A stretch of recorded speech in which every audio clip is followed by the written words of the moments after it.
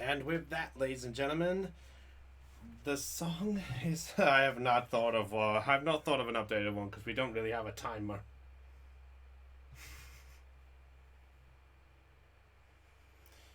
Right.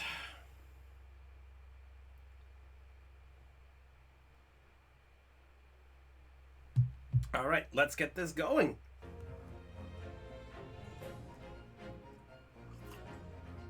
Okay, can we all see and hear? Double check 1 2 1 2 3. Please let me know if everything can be seen and heard.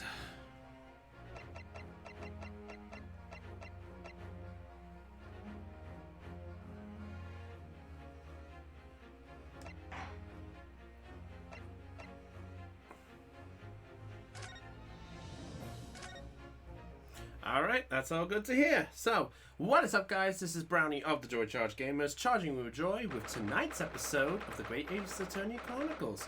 Yes, Paladin, eat brownie. Eat brownie. Eat drink. Eat game. Eat stupid magic. Alright, so last time we got through the first part of this whole fiasco, and we apparently found out that our money-grabbing little thing may have got some poison involved on his gas pipes as he was trying to do things. Tad quieter than usual. No worries, I can fix that just briefly. Check, check. 1 2 1 2 3. That any better?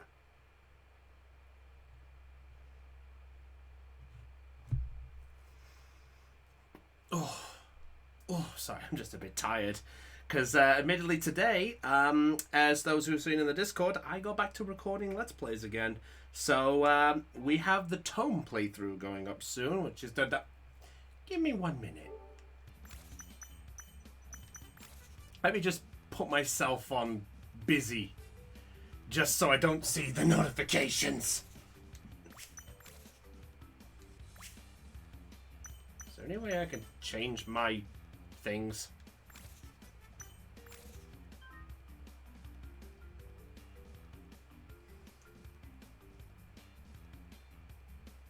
Oh, okay, fair enough. You know what? Not really much I can do there. I'll sort that later.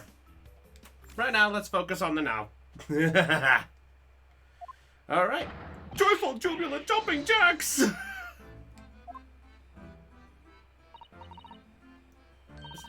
I'm so pleased for you.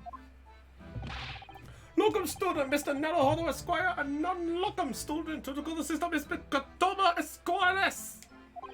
Now finally, at long last, there can be proof. Proof that I'm innocent, and proof BT is innocent, and proof on how to snap a neck! Because you still haven't fixed that. Oh, Sholmes! Airlock Sholmes! May you drink my tepid tea and fall off all of us silent! I thought the tea was innocent. Well, at least he showed up! Please save your derision. I know what you're all thinking. Good morning, he says, when it's very nearly time for luncheon. Your scorn is written clearly across your faces. Nobody said or thought anything of the sort. The truth is, I was determined that today would be the day. As sleep seduced me last night, I thought, tomorrow, for once, I shall not oversleep. I'll rise early and be present in court to support my companions. Such spirited determination has beauty all on its own, does it not? I mean, it does. And then I began to muse on the subject. Why do people oversleep, I queried. Why time after time do they make the same foolish blunder? The answer came to me at once. It's so delightfully simple. People oversleep because they sleep. Well, is that not an astute insight into the matter? Oh, yes. Upon which realization I attempted an experiment. You didn't sleep. And the results? By first light I was exhausted, and began to be assailed by fits of drowsiness. Shocking. And so the conclusion of last night's experiment is this. A good night's sleep is simply quite essential. And thus, this is where Brownie will admit he's going to bed. So let that be a lesson to all of you. Sleep. Yes, I think most of us probably knew that already. what others presuppose I prove by experimentation. That, my dear fellow, is my scientific method. Ah, yes, and one more thing. Do you remember these? Ah, the bottle! That was the bottle that fell over. It's the poison that Miss Green was about to drink at the hospital. Oh, you didn't manage to... It was a laborious task as the bottle was near empty, but such inconveniences do not hinder Sholmes. I managed to confirm that it contains strychnine! So I was right. Perhaps, though of course such circumstantial evidence doesn't prove Miss Green's guilt. I shall leave the bottle in your care now, but licking the inside of its neck is not recommended. Well, good to know. Okay, so we got the bottle. What? Oh! Gregson! What is this, a gathering of minds? Anyway, let's double check the bottle. Let's see, so this is the... No, not this time, unfortunately. A few remnants on the bottom of the bottle. Here, look. Be tempted to try it. Of course not, as long as we don't lose this trial. No, even if we lose the trial. No, we mustn't lose the trial. Make your mind up, Susana. Oh.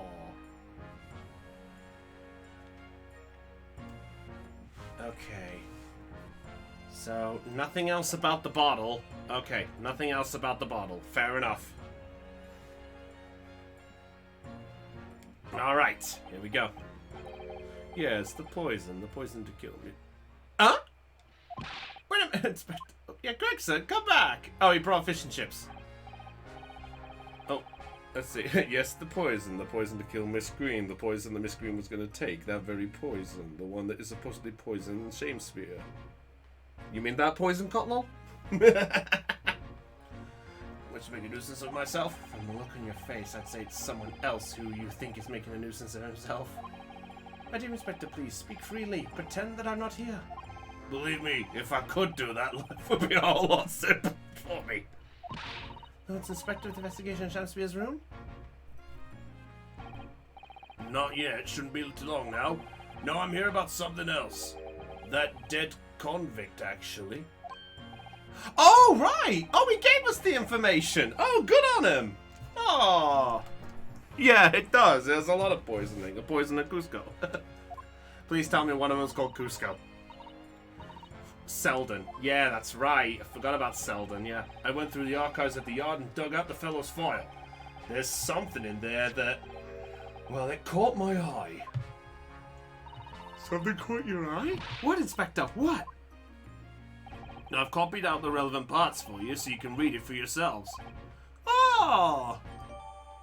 You know what? A bit more respect for Gregson. He is willing to help the defense in some way. Alright, these documents. What documents do we have? Okay, 2 pages, right. Investigate findings related to Selden. 18 counts of burglary, 6 counts of suspected murder, died of natural causes whilst in prison, his final moments witnessed only by his cellmate. The estimated £1,000 worth of loot he stole remains unrecovered. Condemned criminal dies of natural causes in prison. Manchester's Strangeways prison announced the death of convicted murderer and burglar Selden by natural causes in the early hours this morning. He had been suffering with fever since the end of October. Alerted by the shouts of his fellow cellmate, medicals have to find him already dead before his capital could be carried out. 18 counts of burglary, 6 counts of murder. So 18 burglary he got counted for, 6 of suspected murder. Damn. Don't know what to say to that. Details that were in the newspaper company found in Mr. Shakespeare's room. I'll rearrange everything in the court record so we don't have duplicate information. Oh, good on him. Oh. Yeah, that's a good question. Well, you're the ones who turned up the clue in the first place, aren't you? I'm just making sure things get handled in the proper fashion. Oh. So Gregson is the old case of we got here first, neener, neener, neener. That's basically what his wording is. Here, my dear fellows, and the inspector here is a shining diamond in its crown. A shining diamond in the rough, maybe? Look, I just don't want to be beholden to a lawyer. Oh, Gregson. Cheers to you, dude. Alright, here we go. Alright, did we get... Okay. Here we go. Well, I shall leave you then. I'll be listening with interest from the public gallery. Not nodding off at all. Certainly not. Here's the shelves.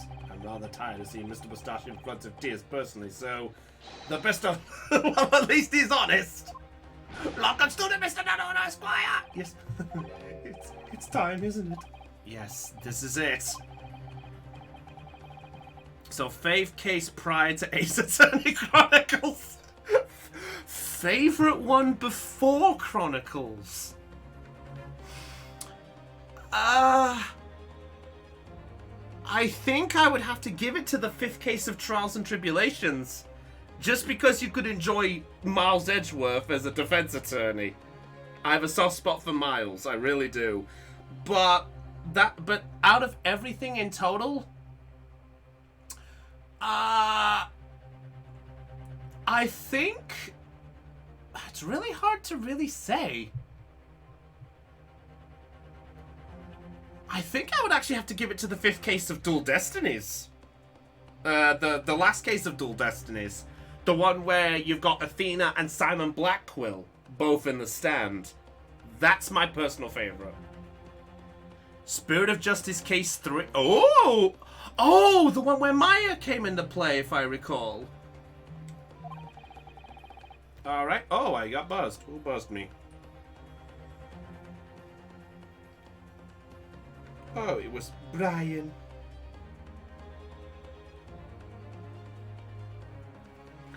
Yeah, that is true. Yeah, it is a very tough one. I really can't tell about any of this. I won't really have saved Saseki-san until I've exposed the whole truth of everything that's going on. This is a tough one. Well, where are we going with this? The only hunch I can think of is that Miss Green has some connection to Selden. But I can't think if that's even plausible. At least in my opinion. But let's have a look. In the name of Her Majesty the Queen, I hereby declare this court to be in session again now. Before the recess, we heard a most startling accusation from the defense, namely that the victim of the case we heard there only a few days ago is the true perpetrator of this incident. A reckless, rash, and prejudiced charge of wrongdoing, in my opinion, my lord. However, the prosecution has tried to extend every courtesy to this amateur who for that backhanded consideration. That's essentially what it was. Cold assessment from the Honourable British Prosecutor, I must say. Yeah, that's his basically way of saying be courteous.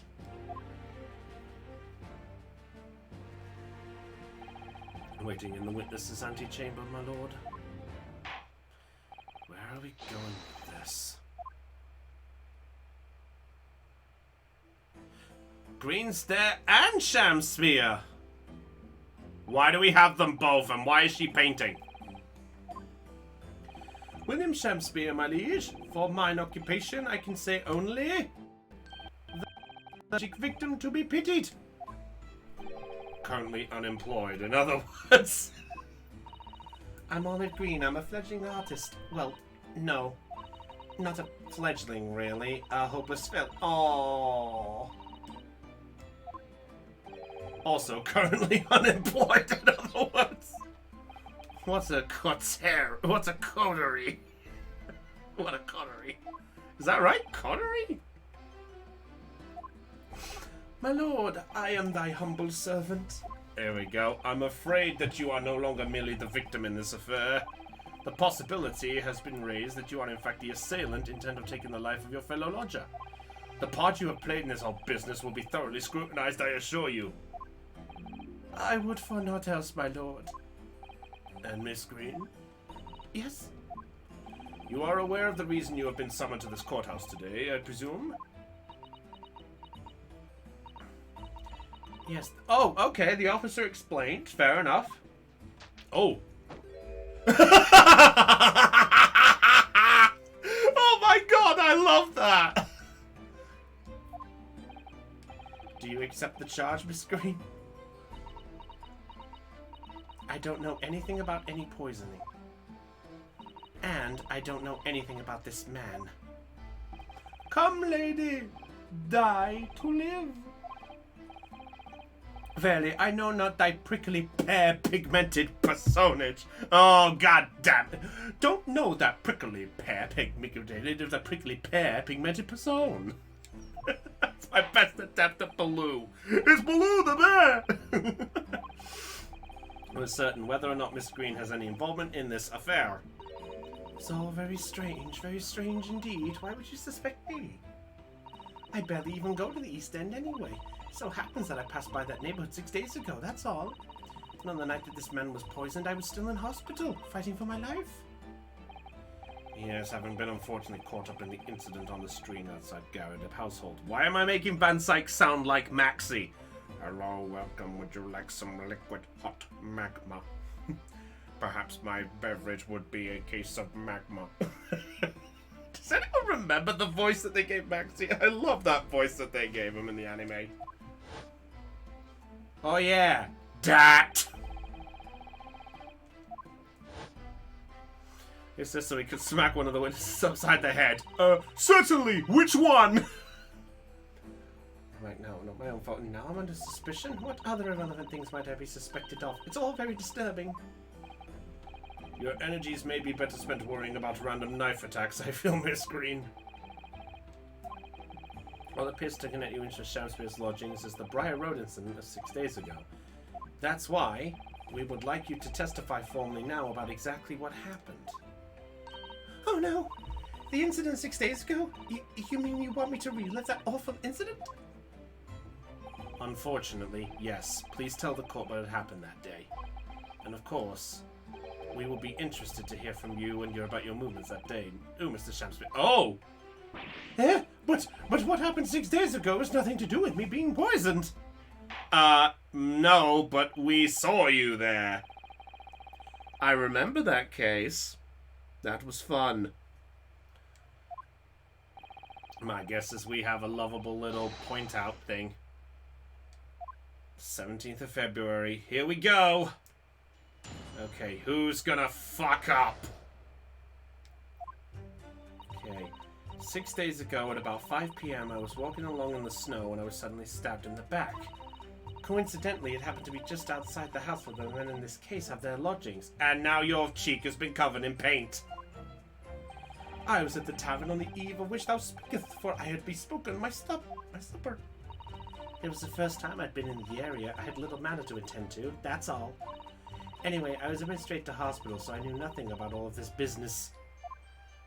There's the fourth statement. The fourth one, it has to be.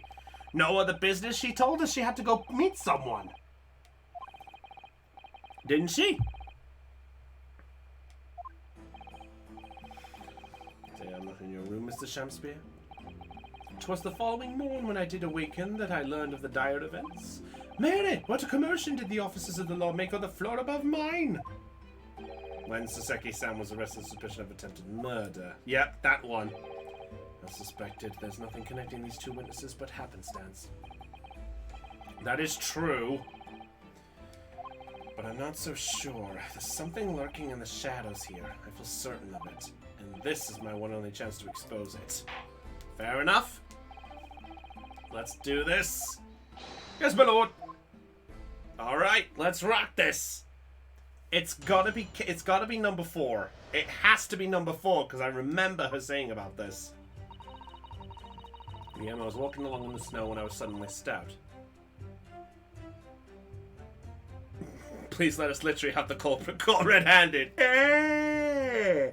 Stop it. So at some point, Aeon, we actually need to have a proper talk about something. To go through that. It was awful. I still can't believe I was unconscious for so long. Find that the case of the bar's back, so someone's gonna fuck up. Help you to consider it a bad dream that ended with your awakening and should now be forgotten. Yes, I suppose so. Thank you. Before you put it completely behind you, Miss Green, I need you to remember the details one last time. You must tell the court exactly what happened that day for us to arrive at the truth about this new case. The trouble is, there's nothing to tell, really. I was just walking along the pavement. Oh no, it's just involving your introduction for tomorrow. Hold it!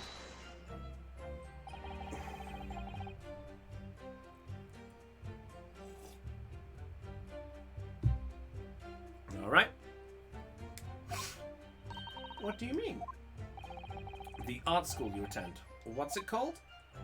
Ah, yes, it's the Thorndike Academy of Fine Arts. Yes, its principal is somebody who likes blue hedgehogs. According to Mr. Sholmes, that's just in the vicinity of Brixton Road. Oh, just in the vicinity? Okay, not here. 10 stops away from the scene of the underground. Okay. So it's a good way to go. I believe you mentioned before that you also live on Brixton Road. Is that right? So why then would you have been walking along Briar Road in the middle of the East End? Oh! Oh, that was a tense one. I thought it'd make a nice picture. The witness is a student of art, city dwelling up in grand urban vistas. That's right. I happen to like the crumbling look of that part of town. Perhaps quaint would have been a less grating term. Point is, she's definitely hiding something. It's gotta be number 4. I can't think about anything else. And for not wanting to just to know, that's the key. On the evening of the incident 6 days ago, would you tell the court what exactly you were doing? 'Twould be my pleasure, sire. I was at the tavern of the eve of which thou speakest, for I had bespoke my supper. Bespoke? Tavern, you say? Which one? 'Twas the Slug and Salad, where I did Teddy, 'tis a jewel in the East End. And a little unexpected, I feel. Oh! Van Sykes? Adele. The Slug and Salad offers unusually fine dining for the locality, at least. Not an establishment you'd expect to be patronized by a man with not even a crumb of bread in his room. Oh! It's true, the menu lists premium crusts of bread and glasses of water in different levels of cloudiness. I would have expected Grub's grubbery in the local vicinity to be more appropriate for your means. Watery soup and mushy peas, or rather, soupy water and pea-like mush. All equally appetizing. I just wanted to try some water in a different pub for once. What's wrong with that? How different can water really be? Yeah, it's the same example of you call it a turd, it's still a turd. More plausible explanation. Oh, I know what it is. Establishment agreed. The fact that on that day of all days he dined at a place he wouldn't normally. It does stand out. We know it's number 4. It has to be number 4. Oh, none at the moment. Find a clue that would explain why Mr. Shamspeare went there. I don't think there's an evidence that proves it. At least I don't think so.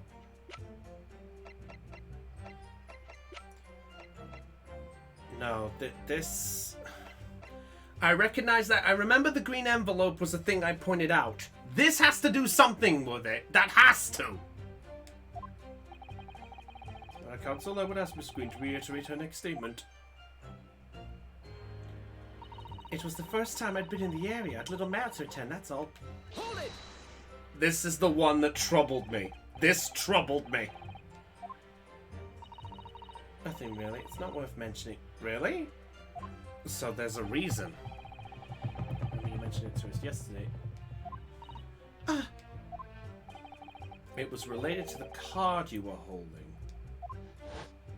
Oh, that's right. She was about to drink and she was holding it.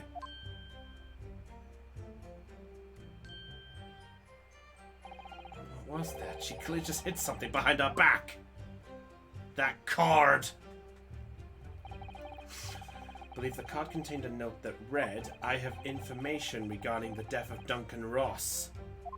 What does that matter? What? Oh! Excuse me! Booyah! There's the sucker! Why did you react? To be or not to be, that is the question. Ah, pray forgive me. The great bard's words springeth from me when they were near a thought. Don't tell me it's because you're possessed by Shakespeare's spirit, right? Hearing Miss Green's words a moment ago seemed to pique you think of something. Something of relevance, perhaps? Oh! Nay, nay, 'twas nothing at all. Presumably you know the name, though, Mr. Duncan Ross, I mean. After all, you were both lodgers in the same house. I would it were so, but sadly nay. Lodging be a lonely occupation, sire. My lodging fellows be rarely known to me. So you haven't heard of him, even though he passed away in the room just one floor above yours. Booyah! Green. Me, my lord? Have I done something wrong? Yeah, you're painting in class. I thought we don't have this. No. Do you have it upon your person? I do, yes, but I don't need it anymore. In fact, I should throw it away, really. Before you dispose of it, the court will take it as evidence, please. There we go. The missing part of the envelope. I called it. I called this. Everyone mocked me. But you didn't believe me! Why didn't you believe me? There we go. That's the link. So, we got that item. Wait.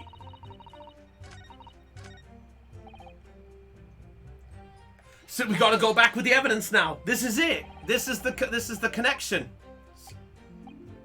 So now this is where we present it.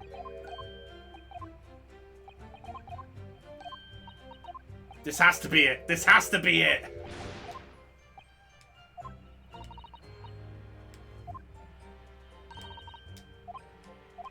This has to be it. I'm sure of it. I'm sure of it.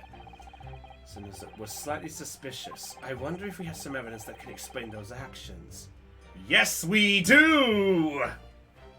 This is the card. Yes, sire?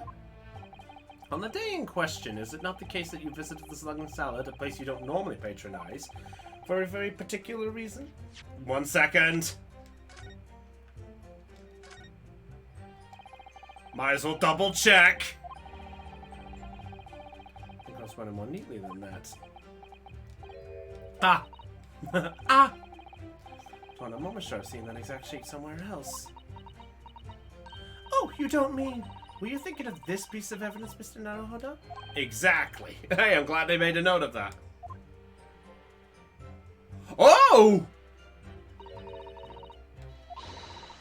Oh, yeah.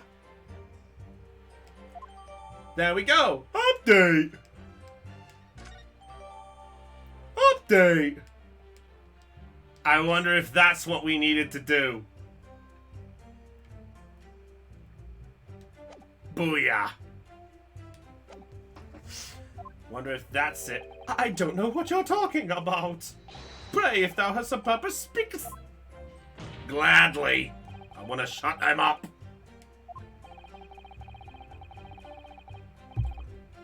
The salad, namely, the card. Take that! I believe this card reveals the answer. Good lord, Mrs. Green's card, you mean? That's right, my lord. It reads, I have information... A new member? Wait, Wait, what do you mean by new member?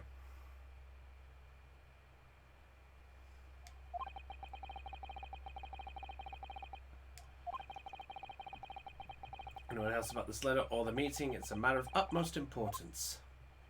Mr. Shamspear, your actions on the afternoon Miss Green's stabbing are exactly as described in this note. Personally, I find it hard to believe there's a coincidence. Don't you, Mr. Shamspear? Well... Excuse me, can I say something? I get a feeling this is the proof. That card was delivered to me. It doesn't have anything to do with this odd man, does it? What? My lord, may... Oh. Now you want Miss Green. I'd like to make something very clear about that card. Okay. To include details about the peculiar note. This note was delivered to me at my address. It's nothing to do with the... Oh, right. Sorry. Reiterate. Aeon's not a new member of the channel, for the record. Might be interesting if he was, but... the short version is in D&D, he's playing a new character. So it's introducing his new member to the party, so I need to figure out the last details with that.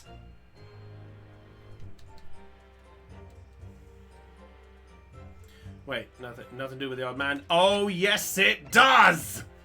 Objection! That's it. That's how you do it. So carrying out the instructions in the note, you found yourself in hospital. Yes, I did. It's terrible, everything that's happened to me. It is terrible. If it's all true, that is. What do you mean? Miss Green, have a look at this, please. It's the torn-off end of an envelope. Oh, is it? And it so happens that it fits together perfectly with the envelope of the note you received. Miss Green, what are you hiding here? In Mr. Shamspear's room. In my room? Mr. Shamspear, do you perhaps remember this note from somewhere? Well... Your actions that afternoon follow the instructions in the note to the letter. Ha! Come to the Slug and Salad on Briar Road at 5 p.m. on 17th. And so that's exactly where you went. Let me ask you again, Mr. Shamspear. You already knew about this note, didn't you? Is that a break? And you, Miss Green? What did I do? As this torn-off end of the envelope proves, the note was originally in Mr. Shamspear's room. So how is it that it came to be in your possession? I have the first idea. Legend artist, after all. Only one explanation. You broke into Mr. Shamspear's room and stole it. She got no... You did what? Sorry, that was what? You broke? I mean, that were in my room? Oh!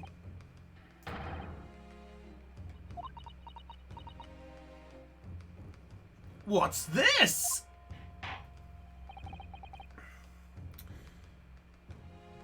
Okay. Where the hell is this going? Screen, yes? Whilst you have the court's sympathy, I'm sure, for the suffering you've endured in recent events, anyone found to be giving false testimony in a court of law will be duly punished. Please bear that in mind.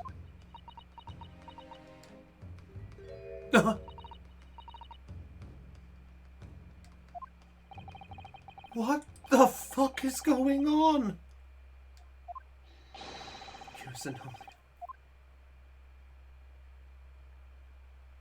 What the hell? Okay, anomaly. I do remember now, 'twas a week ago, peradventure, that note was delivered unto me. On the day writ therein, I did tarry a long hour at the Slug and Salad, yet nobody came. Thereafter, on the event, I shared the company of the Japanese fellow. I did see the note had vanished. I don't know what you mean. You think I snuck into this man's room, do you? Why would I? I can point out the villain here, and as for that torn-off piece of the envelope, I don't know anything about it. Maybe? I don't know. 50.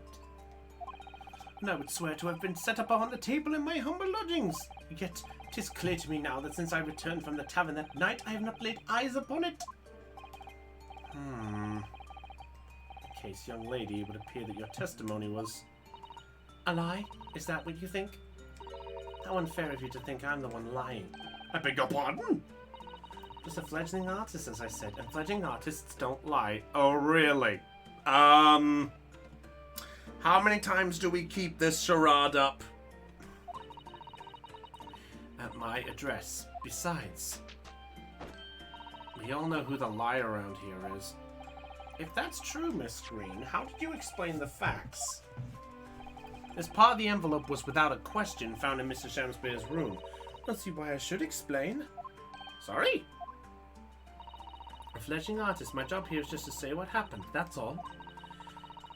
Oh, oh, Green! The fledgling will do his best. Evidently, my learned friend's cross-examination is our only hope of learning the truth. Well, counsel? Well, at least they're all honest. They know it's my job. They know it's my situation. We'll now proceed with the cross-examination of the witnesses. Clearly did break into Shamspeare's room. Nah, bullshit! Still love the random line from before. Bullshit!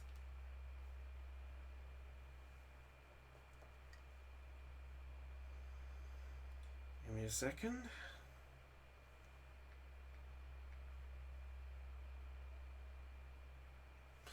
There we go. Okay. Two facts are starting to lead to possible examination. And it's not a pretty one. Yeah, I don't know where we're going with this. Alright, double check this again, wait. Clearly did break into her room, no question of that, and that's how she acquired the note. Yes, two facts that are starting to lead me to a possible explanation for all this, and it's not a pretty one. So, let's see, I do remember now, it was a week ago per adventure that note was delivered. Hold it! Let's get some info. Contents of the note at all. Nay, sire, 'tis as strange to me as a foreign tongue. Even with a knowledge of literature as great as mine own, verily 'tis impenetrable. But Mr. Duncan Ross had lodgings in the same household as you. In effect, he was your neighbor, so surely you knew him, didn't you?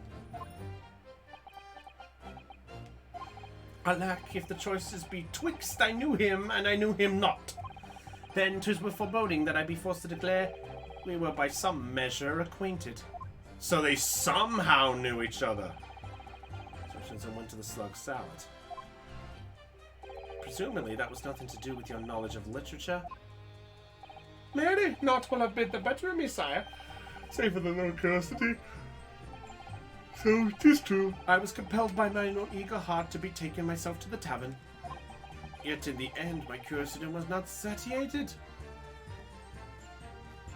On the day right therein I did tarry a long hour, so he was an hour at the slug and salad. Hold it! Interesting. Okay. Well, yes, sire, 'tis as thou sayest. Really? You paused for a moment before you answered. True for what thou asked when nobody appeared, I did suddenly recall. Really? Do you mean to tell the court that somebody did appear after all? I was not to learn that night at the slug and salad, my lord. No, 'tis returning to me now. I did treat my lips to almost clear water, and mine innards to a premium crust of bread. And all around me danced a great many companions.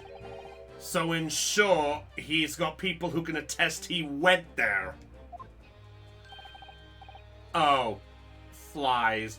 Oh, dance of the flies. God damn it.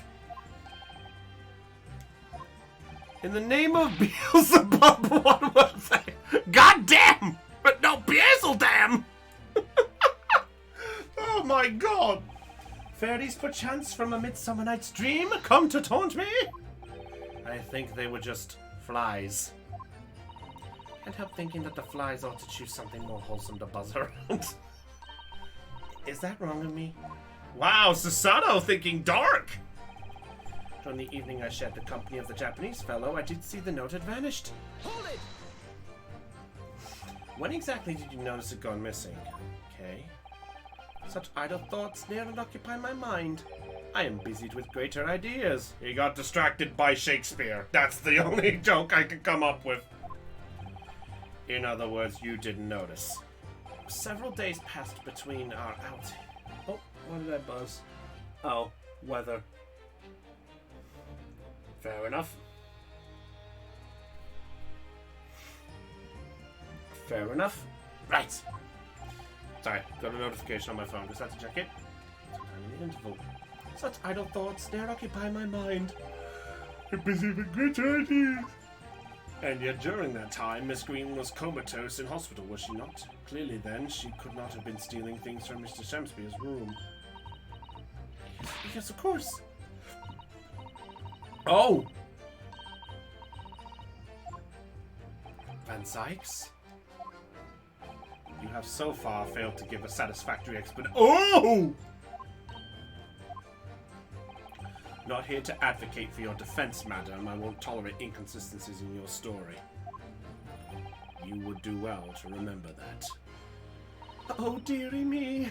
That's what he's getting at. His short version is, I think he understands it, but this is I don't know anymore. Yeah, I don't know what you mean either. Hold it! Okay. It seems that this note was actually delivered to Mr. Shamspeare's about 1 week ago. Oh, does it?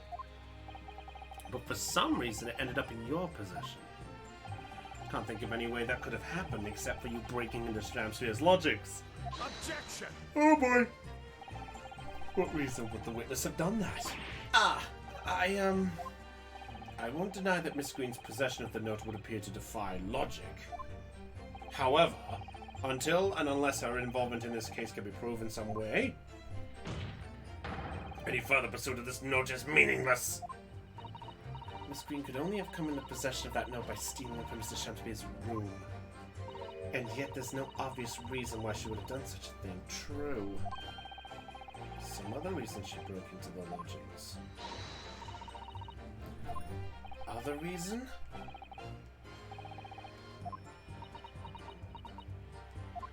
Okay. I can point out the villain here, and as for that torn off piece of envelope, I don't know anything about it. Hold it! So you don't want to tell the court the truth about the letter, is that it? Where'd the arrow go? Wow, that disappeared fast! Those introverted characters. Introverted? Fee! That spelling doesn't really cut questions about her nature. About my nature?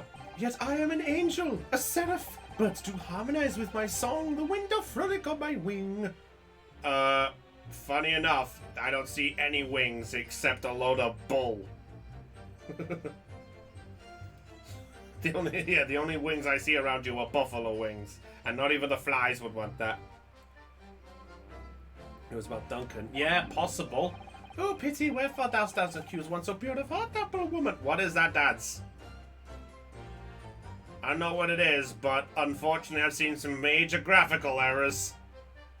His arms are going through the thing and his hair, and it's not doing anything. It's annoying me. Pure up. Even a fledgling like me can see you're just a failure. Tragedy, thou shalt not know the true heart of an artist until thine instruction hereafter by death. Oh, the days, oh, the years, alas, to enlighten thee, thou must wait so long and in vain. Clever remark. A chance to shine. I'm no Shakespearean actor, Miss Susanoo. Fledgling artist, I try not to line under it. Wait, Eon, you're an artist? Huh, might have to see your work sometime if you are. Or are you a book artist? Now, as far as I can tell, the only thing that's going to resolve this argument is evidence. Yes. Miss Green, room, isn't it? That's where she found this letter. Two more or less foregone conclusions that led me to one terrifying conclusion. The poofy shoulder pads were over here all day. You're right. And I'm afraid to say that the outcome of this cross-examination may well change how we look at this case completely. There you go, peradventure. Okay. Oh, okay. Right, so one of these. So we've got our truth of this, and I didn't see a problem with the things. So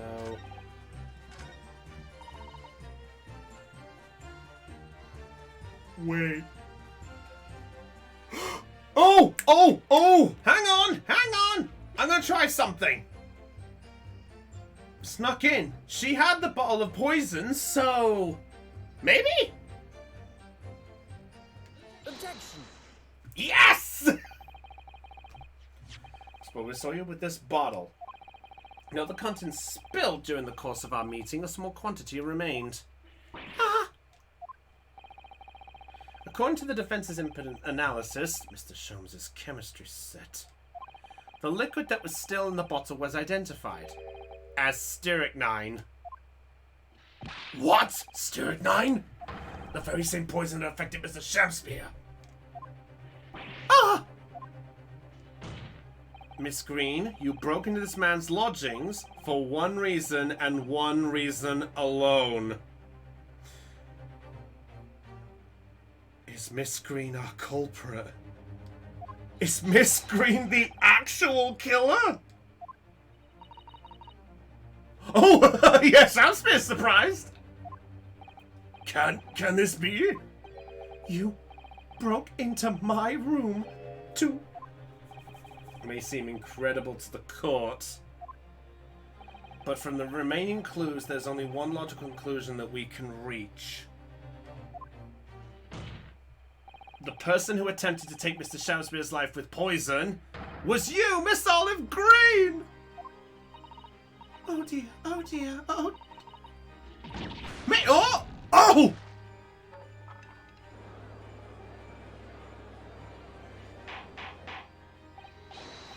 Oh my god! Are you seriously suggesting this woman put poison on the end of the gas pipe with the intent to kill? Yes, my lord. To explain the facts. But if Miss Green did indeed set this odious trap 6 days ago, and the victim had put his mouth to the pipe that very evening as expected, it would have happened 6 days ago, surely! A valid point. Well, that's a very good point. Oh shit, yeah. Perhaps not, my lord. What? Living room with the poison. Sounds like it. Oh no! Oh no! Miss Green in the living room with the pipe! Oh, this is a fucking Clue reference! It's a Cluedo reference! God damn it! Local residents were being interviewed throughout the night as part of the ongoing inquiry. A circumstance... A circumspect criminal with like any wrongdoing at that time. Lord Van Sykes. And of course, the following morning there was more activity in Mr. Shakespeare's address. More activity? Ah! Yes! The fellow lodger, Mr. Natsumi, being arrested, and then we came outside and those two were there! That's right, and as the defense has already proposed, Mr. Shakespeare was meddling with the gas in the pipe for a very sinister reason himself, to cause the gas stove and Mr. Natsumi to go out, asphyxiating the occupant. Yeah, true. In the circumstances, Mr. Shakespeare had no reason to blow air into the gas pipe. His intended victim being in a prison cell. With the need to tamper with the gas removed, the poison on the pipe laid... Oh, wait! Okay, so Shakespeare was trying to kill Saseki, but Miss Green's poison was ready to strike on Shakespeare! Are we literally looking at a double-bladed strike? This is an effect I classify this as yeah. This is basically what I classify as twin hook. It's like you throw two hooks out to catch the fish. You have a hook to catch with a worm to catch the one fish, but then that small fish attracts the bigger fish. Coming like, excuse me, that's my dinner. And again. Right, Mr. Natsumi's trial, which took place here at the Old Bailey, came to an end. The trial in which the man stood accused of stabbing Miss Green in the back, but was duly acquitted. That resulted in Mr. Natsumi returning to his lodgings for the first time in 2 days. And that very night... Karma?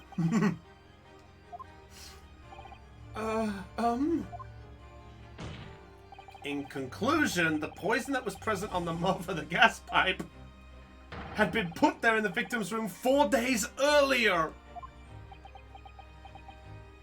Ah, Mary! Love that she was artistering and there's nothing on the art. Understanding, it's clear that this letter was all part of the plan. What plan? The court will recall that the note gave instructions to visit the Slug and Salad at 5 o'clock, and that the recipient should tell nobody else. The reason for those instructions are now clear. To ensure that the lodger would not be at home at the stated time. To make sure I wasn't home? Exactly. While you were out, Miss Green would safely slip into your room, knowing that she wouldn't be disturbed. You mean to say that letter was written by Miss Green? Yes, and in order to cover her tracks, she took it away with her when she left. She smeared poison over the mouth of the gas pipe in your room. What the fuck is going on? A break? Just, who are you? Why did you try to kill me?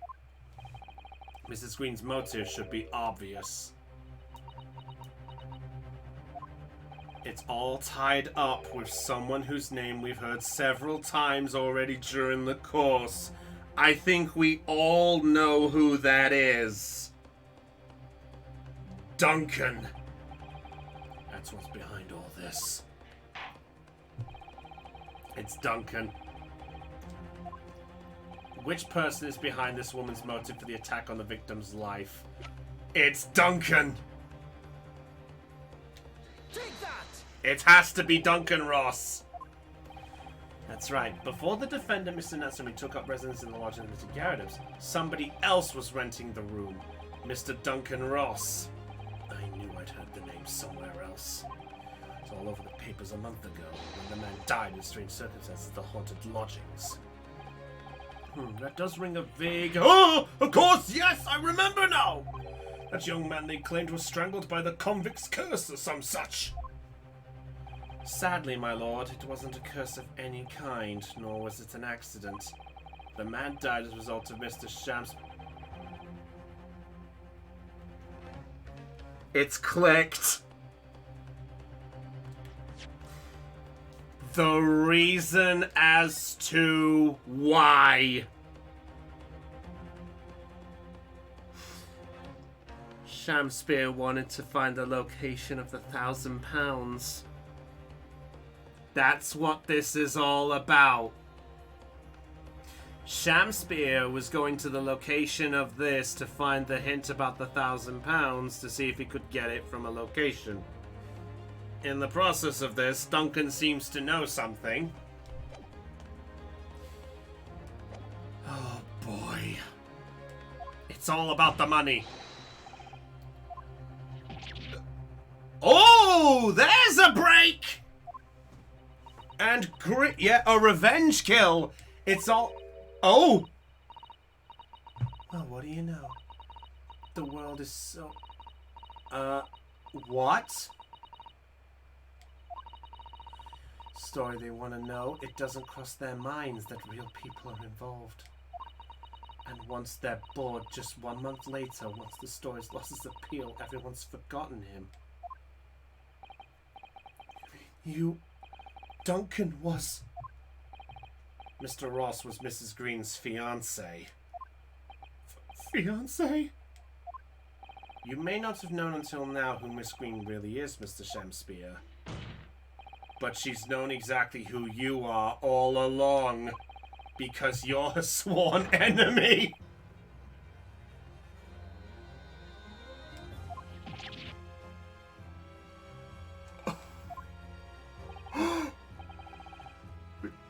You know what? This continues the trend. This continues the trend that this case is fucking great. So in order to exact revenge on Mr. Shamspear, you smeared poison over the end of his gas pipe? Oh, well, at least we now know why she looked away. She's sad looking away. This is all quite extraordinary.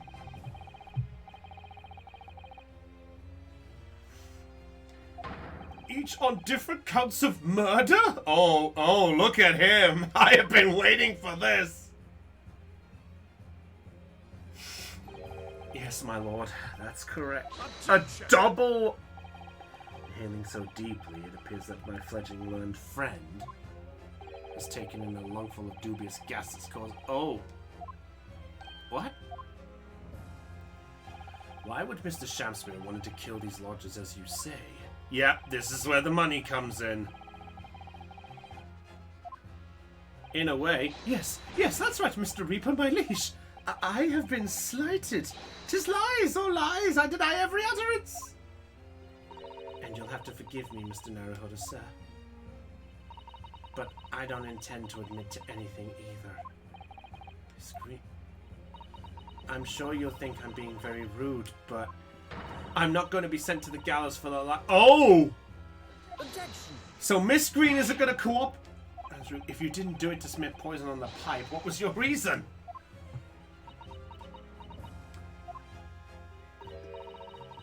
Might have a look around, that's all. Sorry? You're right, I suspected him.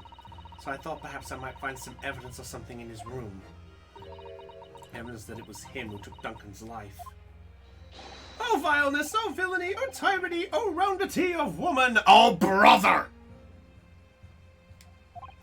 In any case, leave my room. I do turn the key in the lock. The whole place is falling apart. The locks on the doors are no different.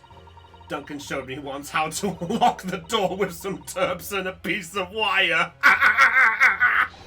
Oh awfulness, oh artfulness, oh tyranny, oh profanity of woman, oh brother.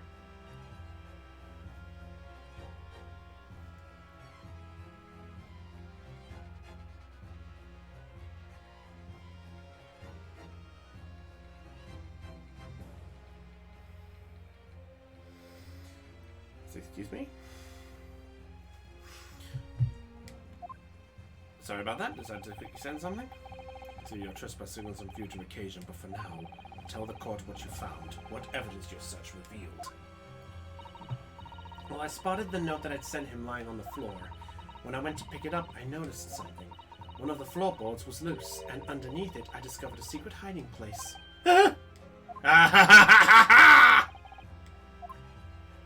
Inside, we found a newspaper cutting, a photograph, and an empty tin box. Yep. Found it. The box wasn't empty. What?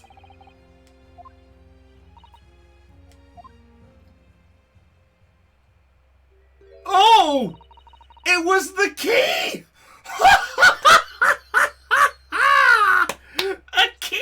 The key round her neck wasn't a novelty, it was the actual thing in the box! Oh! Oh, there we go! There's a break! Give it here, give it to me now! It's mine, I inherited it! What was that, witness? What did you say? You inherited it? No, He inherited the key? Wait a minute. Inherited? Is he related to Selden?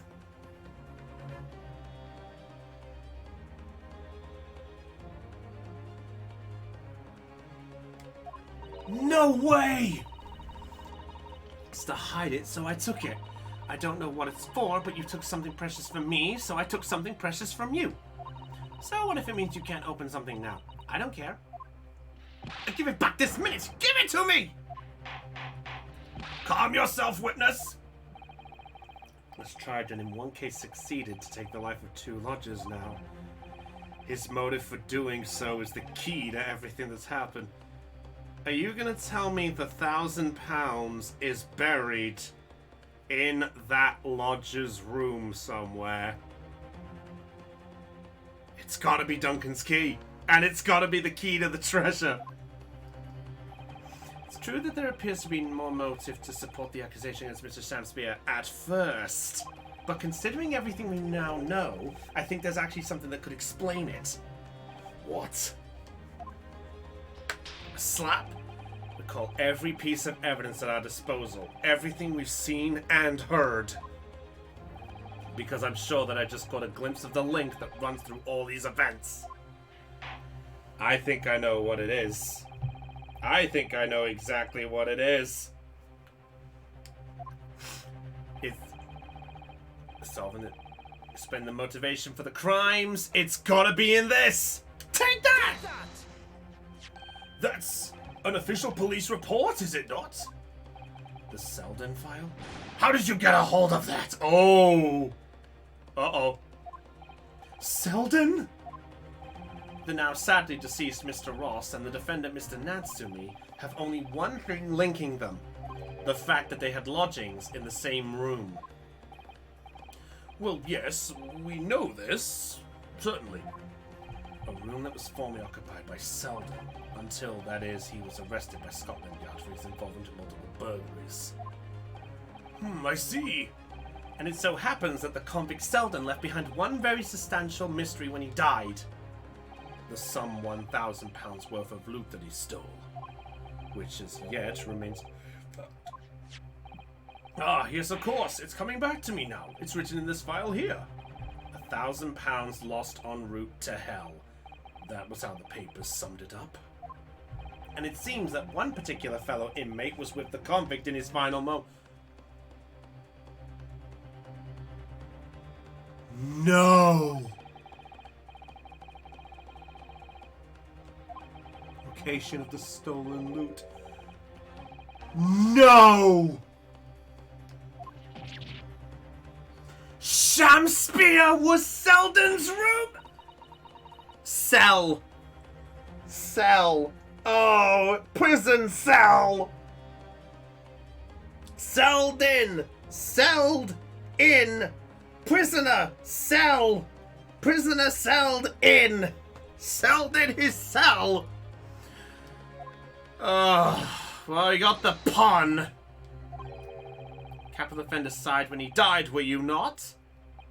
What are you talking about? 'Tis a false charge, I tell you, a false charge! The name of the inmate who was with Selden at his death isn't noted in this file. But a simple telegram to the prison where he died would quickly tell us how false the charge really is. But even if that's true, why would the men be so intent on killing every subsequent occupant of the convict's lodgings? There's only one explanation for that, my lord. Please tell me I don't have to answer. Very room that Selden hid his loot.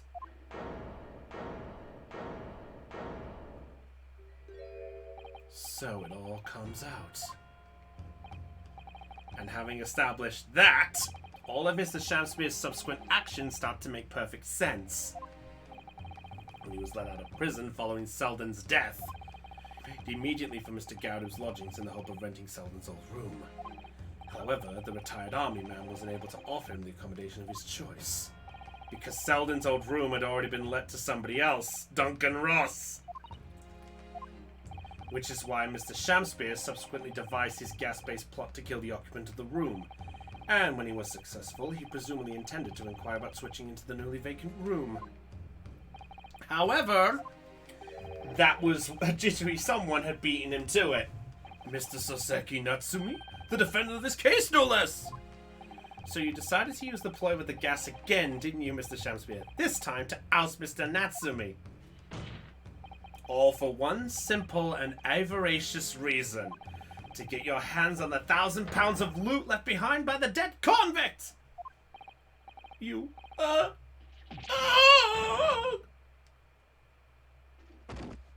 Got him!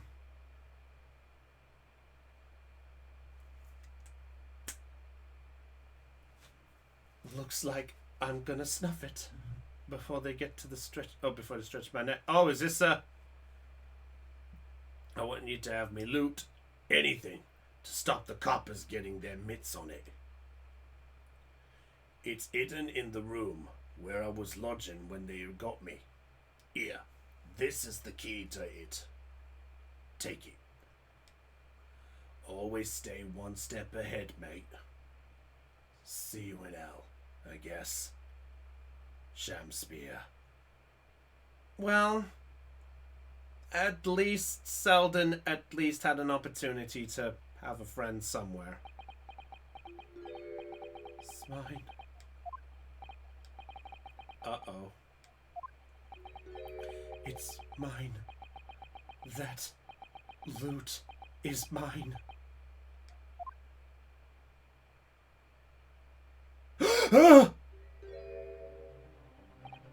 Uh-oh. It's all lies. I don't accept any of it. Why should I? After all, you don't have a shred of evidence. You can't prove I killed that fellow. Forsooth, I'm the victim here, remember? Isn't that right, ladies and gentlemen? If I don't admit to it, there's nothing you can do. You can't arrest me for the time being, anyway. Verily, you can't arrest the victim, can you? Isn't that right? Oh! So he keeps quiet and he's done! Swore to myself that I'd get my hands on it, and I can almost taste it now. Do you really think I'd just given up? There's no question in my mind now. He is guilty. Do that loot. You press him, he'll never admit to what he's done. God damn it, we need to break him! There's one way I can finish him.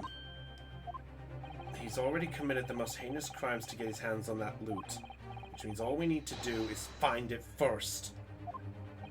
A fine plan, were it not for the fact that the police thoroughly searched the room following the death of Mr. Ross. If it's there at all, it must be very well hidden indeed. Without conclusive evidence, I certainly cannot rule. God damn it! Let's find the convict's loot quickly. Final piece in this complex puzzle, but I think we might have it in our possession already.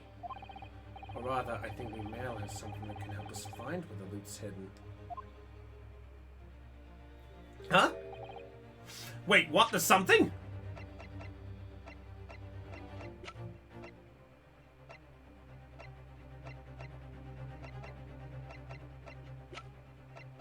You're gonna tell me the soap? Okay. Proposal about how to find the late convict's hidden loot.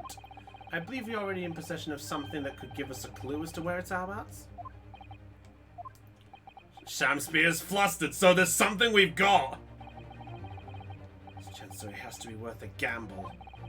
Besides, we've used the same technique once already, and it paid off then. Okay.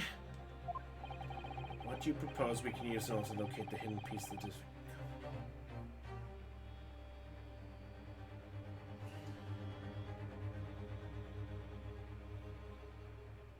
Okay. Oh! The handprint! The hand-seeker gun! Take that! If I'm not there we go! Spear's handprints on the wall of his lodgings. That's right, my lord. Exposed as a result of the defense's independent investigation of the scene. Wonderful new discovery in the field. Oh dear. A great detective? Is that some kind of joke? You really think I'm going to be daunted by a man with such a ridiculous title? I should think the great bard ought to... Oh! Mr. Shamspear! There he is! Ridiculous title. Oh, it is Sherlock Holmes himself! What are you doing here, great detective? Your usual haunts are the filthy backstreets of the capital, are they not? Ah, Mr. Reaper, it's been too long.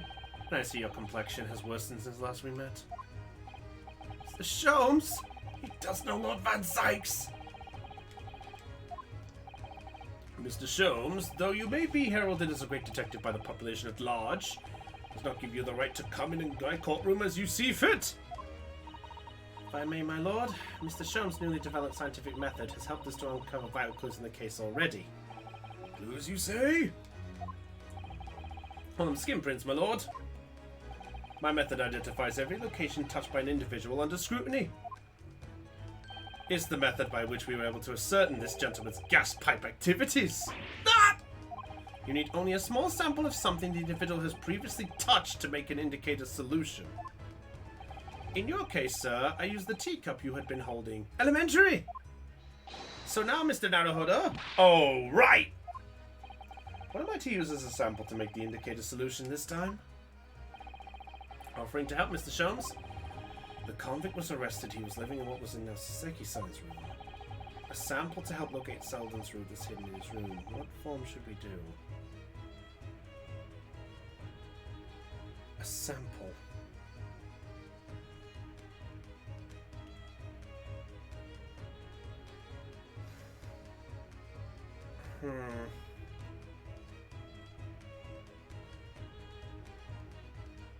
Let's see. I don't think they would have... Oh. The key. It's Olive's key. The key was touched by Selden, so if the handprint thing was done, he can use Selden's handprint to find the lock. The Seldens in order to create the indicate solution to find his loot. Something the convict owned happens to be in the possession of somebody listed in the court record. Upon my word, Mr. Naruhodo, your powers of reasoning appear to be on the up. So, which particular person do you have in mind? For whom can we obtain the possession? Now, I'm also going to depict this. This is a hidden achievement. Right at the end of the fucking case. To present, you need to do olive green.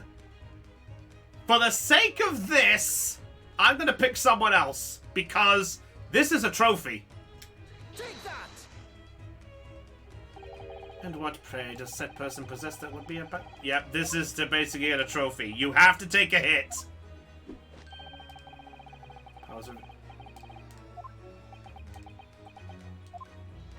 Dear me, your left eye just twitched. Are you currently...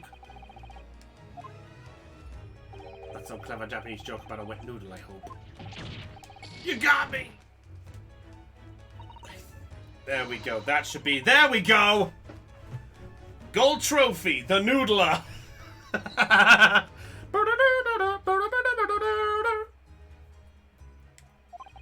I feel as though Susanoo is studying my left eye now. The rest is in your hands. Yep, this is the proper one. This time. Take that! It's the key. The key of Selden.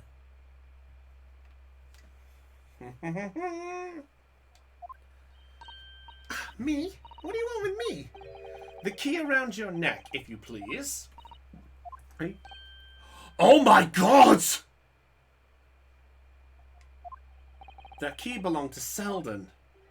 There will be remnants of secretions from the man's skin on the surface that we can use. Very true! That is the sample we need. Using it, we can create the indicated solution required for Mr. Sholmes' skin print seeker. Used a red. Ah! Mr. Shamspeare, as one great to another, I assure you.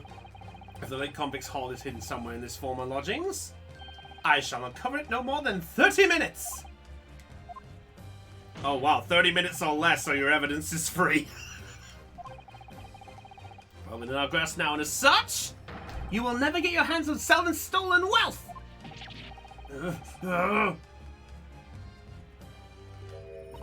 In that case, I'll gladly let Mr. Sholmes have this key. No! Give the key to me! Let's have a shot of it! It's over, Mr. Shamspear. It's curtain call!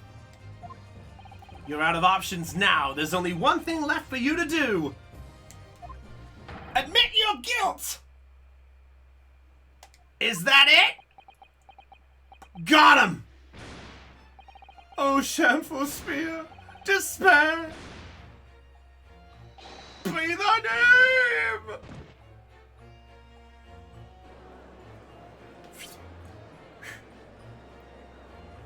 I believe that's what we call case closed. Got him! I never intended to kill the man. I just wanted to drive him out of the room, that's all. You have time to find the convict's haul of stolen goods. Yet after you'd killed the young man, you still didn't move into the room. I asked the landlord, of course. I pleaded with him, but he refused. Why? I was 3 months behind with the rent, for one thing. He really has had to put up a lot. Poor Garadeb. Can we give him some money? Let's give Garadeb money. And he had the gas repair work done immediately afterwards, putting the room out of action for a while. And then this Japanese man swooped in at just the right moment to sign the new lease. Mr. Natsumi, what unfortunate timing. Then 5 days ago, after the incident on Briar Road, when the Japanese fellow got himself arrested, I thought I'd finally have my chance. But it wasn't to be. No, the scene was sealed off and guarded by the police night and day. And if I remember rightly, Mr. Shum spent the whole day in there reading books. I couldn't even enter the room, let alone search. He was acquitted and returned to his room. You once again tried your trick of blowing air into the gas pipe that feeds the stove in his room. Unbeknownst to you, however, that action would lead you into a deadly trap.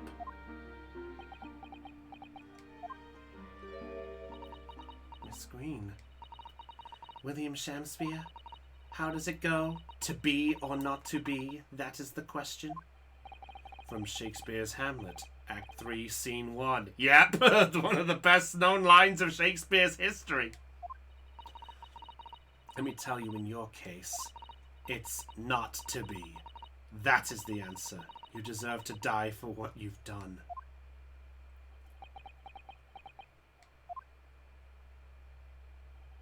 Huh.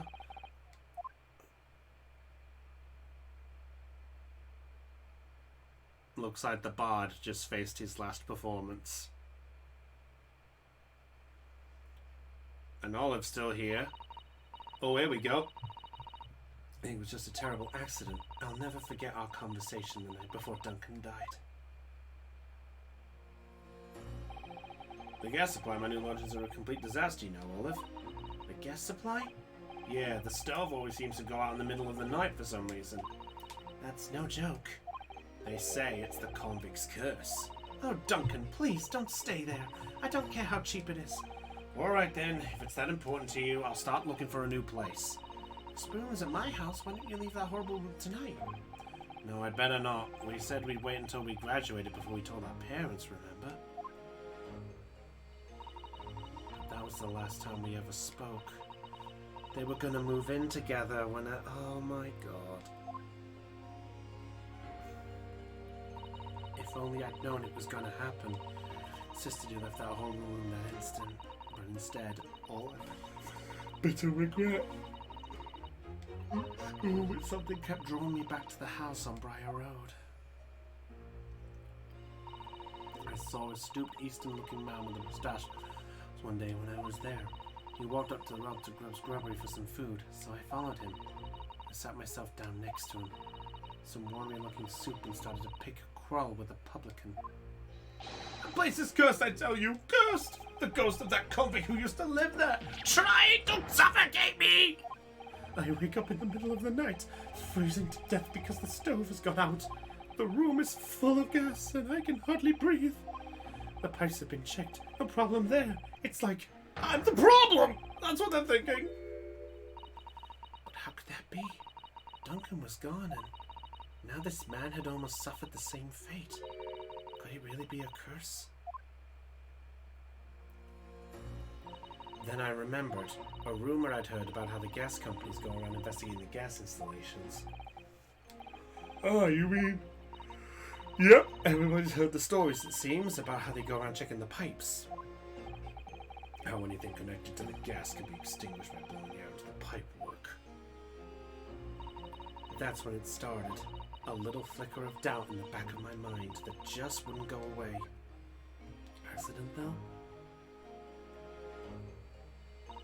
Once I'd had the idea, it wouldn't leave me alone. It plagued me day and night.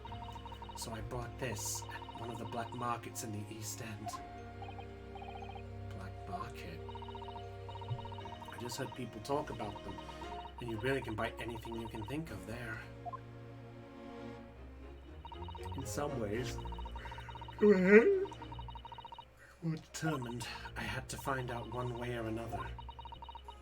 An accident, or was it murder? And you chosen method for establishing the truth was simple, but highly effective. Smear poison on the gas pipe you suspected the man of tampering with, and wait.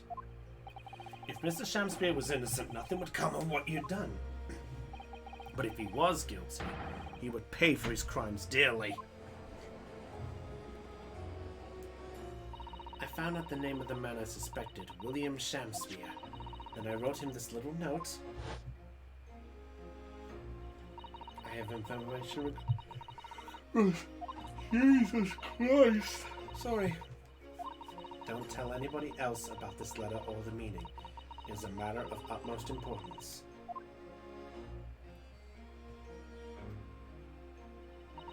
If he'd done it, I knew that would worry him enough so he'd be sure to go. So I waited to see if it worked. And of course, Mr. Shamspeare followed the instructions to the letter. I worked out where the gas pipe was straight away, so I smeared a good amount of the poison I brought all around the mouth of the pipe, all the time praying that the devil's work wouldn't be done, and that it was all just some wild fantasy. Actually, no. Oh! It would be done. The corporal gave just desserts. It's hard to admit it towards Green, but I mean, when a man just killed your fiancée, I guess you can't really help it. Miss Green? Salute to you, my dear. You've at least earned a little bit from me. When you were first stood in the dock before me, this whole affair seemed relatively straightforward. Yes, my lord. Suddenly have I read of the depths of depravity that would soon subsequently find behind the scenes. It's been a long road, my Nipponese friend. Oh, yes. And one I can certainly didn't envisage walking with you. Nevertheless, together we have reached the light at the end of the tunnel, as it were. Miss Green? Yes, my lord? You will be henceforth be stripped of your freedom, as punishment for the attempted murder of Mr. William Shamspeare. And you, Mr. Shamspeare, you will be tried for the murder of Duncan Ross in cold blood, for an attempted murder of Mr. Saseki here present.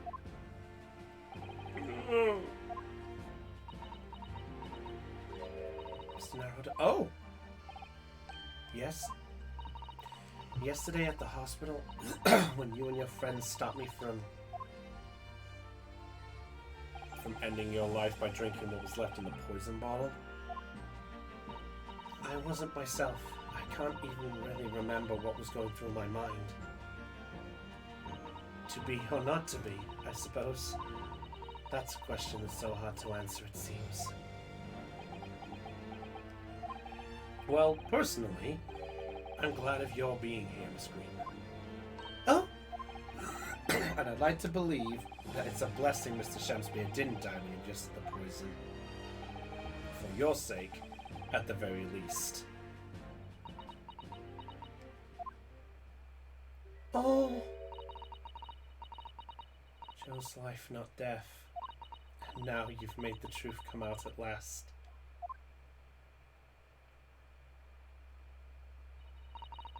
Really, I can't thank you enough. Oh my god, I'm tearing up.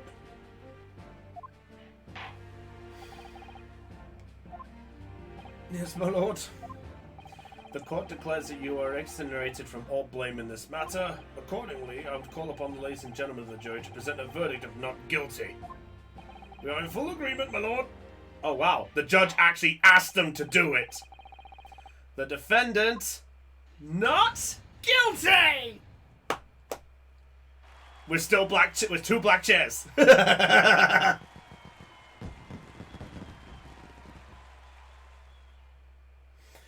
Everyone, say it with me now. Court is adjourned.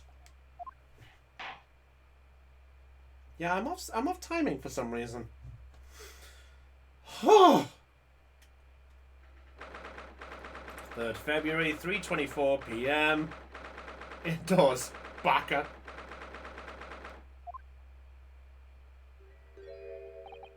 Oh yes, yes, at last. Divine justice duly done! Divine justice? My dear fellow, if there were any divine justice in this world, you would shave that moustache. No, this has nothing to do with my moustache! Some say the luxuriant moustache is a sign of physical prowess, Mr. Shells. Welcome to Mr. Naruto Esquire! Once again, you've saved me from doom! Happy to be able to help, Mr. Natsumi. Congratulations on your acquittal. You're second in almost as many days. First acquitted with and gained affection for English literature whilst in our great homeland empire. And then, by a twist of fate, I was brought to the land that bore the fruit of that literature. Only, the city of bricks and mortar became my prison. Try as I might, I never found my feet here. In the end, I confined myself to my room and lived life through friendly old books. Such a difficult time, haven't you? Ah, but a week ago now, I dragged you out of that dark and dingy room of yours, did I not? You did, and I've seen more of life this week than all my years to date. For the first time, I feel I've begun to see the true face of the English as... Oh! My dear fellow, there is nothing special about the true face of the English as you put it. Wheresoever one goes in the world, humans are human. There are few genuine differences. Yes, I think you're right. I finally started to see that, and come to understand something. I worked out why I was attracted to English literature in the first place. That whatever our nationality, we humans all have the same hopes and fears. We're all just doing our best to live. Well said. I kind of feel the same way. Good on you, Saseki. The decision to... I'm going to cut short my study tour here and return to Japan. What? Just when we become friends here in England. What a terrible shame. Oh, I know. This does tug at my heartstrings. It really does. Decided I'd like to take everything I've learned here in Britain and write something of my own. A novel of sorts, I suppose. Ah! Now this is where that bit comes in. Literature, Mr. Natsumi? How wonderful! Oh, well, no, I mean... I would pursue to call it literature! Why not? And this is precisely the definition, Mr. Mustache. I suppose you're right, yes. I will, in a way, be literature. But as of now, all I know is that I'd like to try my hand at writing. I have no delusions of grandeur. So he wants to just try it for a bit. Well, all things considered, it may be for the best. After all, you have once again emerged victorious. From a battle with the Reaper. Ah, that's very true. And there is no salvation. This is not helping! The desire to return post-haste to the preserved safety of your homeland is one I quite understand. You're not helping! What a terrifying prospect. Say that cowardly, I'm quite sure. But that's not why I'm leaving! I mean it! Oh, you said objection! He said objection! So Seki-san did indeed return to Japan and submitted a report about both cases to the government. It was on reading that report that Professor Mikotoba was prompted to visit the scholar. As Susanna was given the news, it must return to Japan as well. On the back of a telegram stating falsely that her father had fallen gravely ill.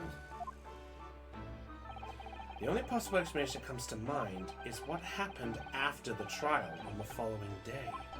The day that we uncovered the loot hidden by... The loot!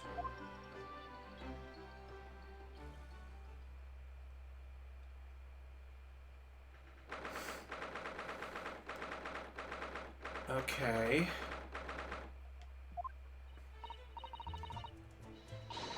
It's of you to uncover the secret hiding place in just one day. Wasn't it supposed to take 30 minutes? If I told you, my dear fellows, skin prints are extremely useful in such situations. Hey, Gregson. They got Gregson! Oh, and Iris, too. Happily munching in agreement this whole time, you know, Hurley. No, I think that's him doing his own impression of Yosemite Sam. Frat. I think perhaps humorously might be closer to the truth. So, it transpires the man fashioned a hiding place in the ceiling! Look then, if you're ready, let's examine the late burglar's hall. What is it? What? Neckband or collar? Huge though? Gemstone saying I can see what's going to be worth £1,000. Perhaps I could have it as a belt. Oh, have you noticed on the inside there? That's blood. That's blood. Blood, do you? Blood of it. On second thoughts, perhaps I won't have it as a belt. And of course, there's this emblem here. Letter B in a small crown. What do you think? I noticed that. Feel as though I've seen that emblem somewhere before, you know. Where could it have been? Enough of that. Oh! Sholmes?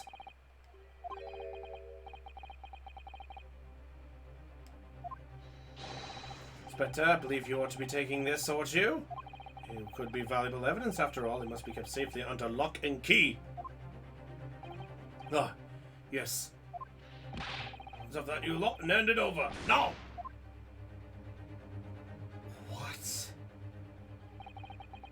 Seen a collar that large before, and all those jewels certainly look to be extremely valuable.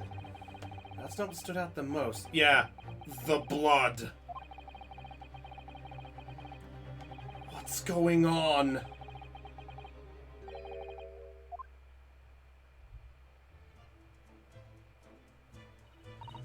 Well, that was a funny case, wasn't it? But it's all buttoned up now. And you look very pleased, Iris. I am, because I was starting to wonder what I could use as the basis of this story in the magazine. This case would be perfect. It's been so fascinating. You're talking about the latest installment of The Adventures of Sherlock Holmes, I presume. The mystery of the knife in the mist, and the mustached man and the convict's curse, perhaps. I could make it a two-part story. Oh, dear. A word, please, Iris. Yes, what is it, Hurley? I'm sorry, but you can't write about this case.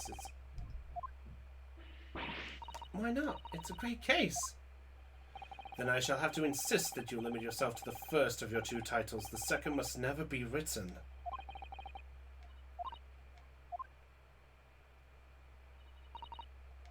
Whoa.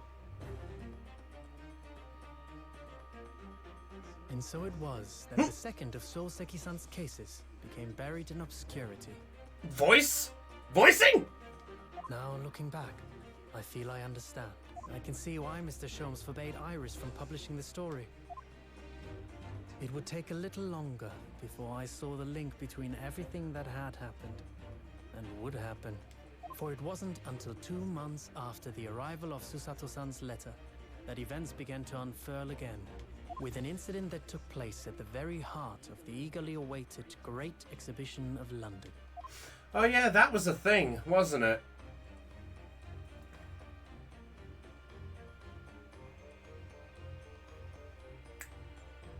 Case 2? Done. The key of knowledge. Beautiful. Okay, well done, Case 2. Well done. The return of the great departed soul. Okay, what have we got left? Twisted Karma and his last bow. The resolve of Ryunosuke Naruhodo. Okay. So before we carry on,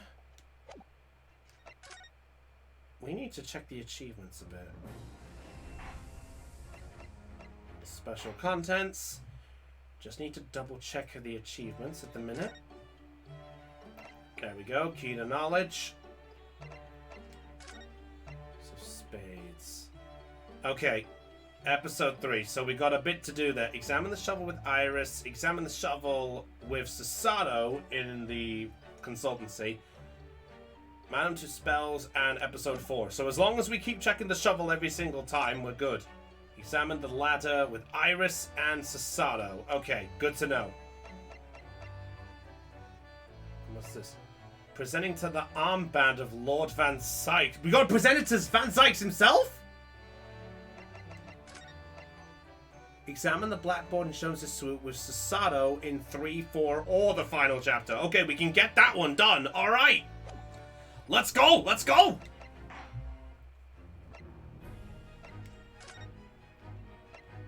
Alright. The return of the great departed. Let's do it! Oh. 1 minute. Maybe we'll do it this way.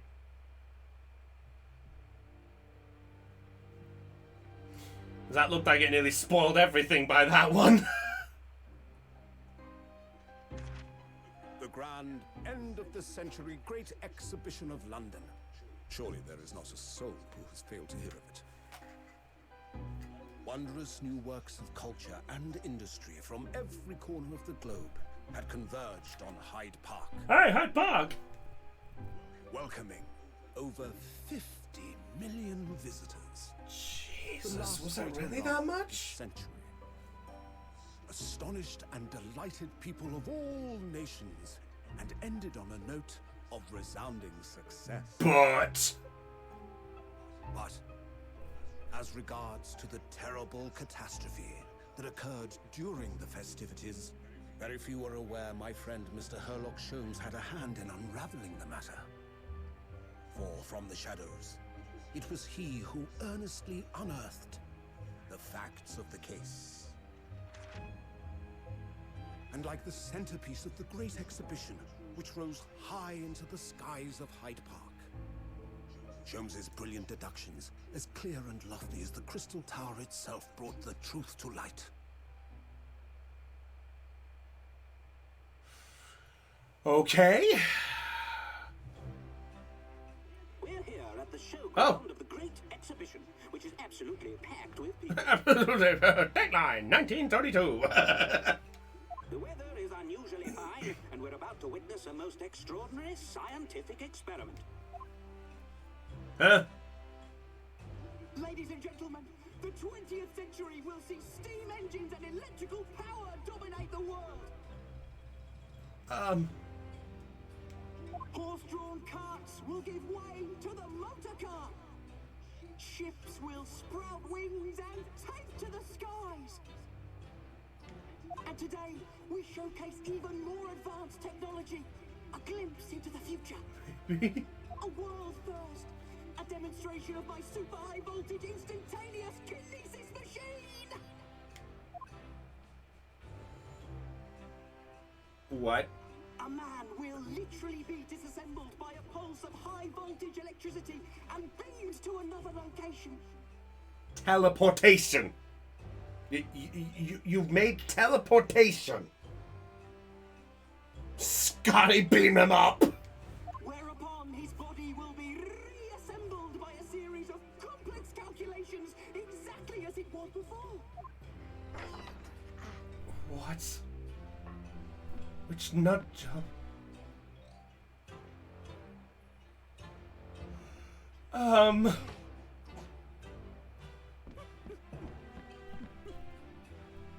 In but a few moments from now, this gentleman will, in the blink of an eye, complete an incredible journey through the air.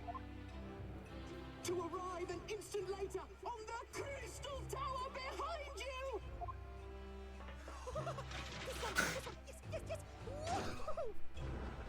I forgot most scientists are like this.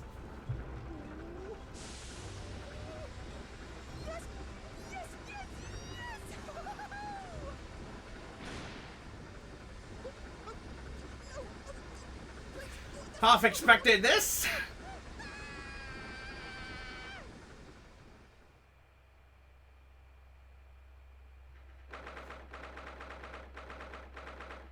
This is a Phoenix. This is an Ace Attorney game, by the way.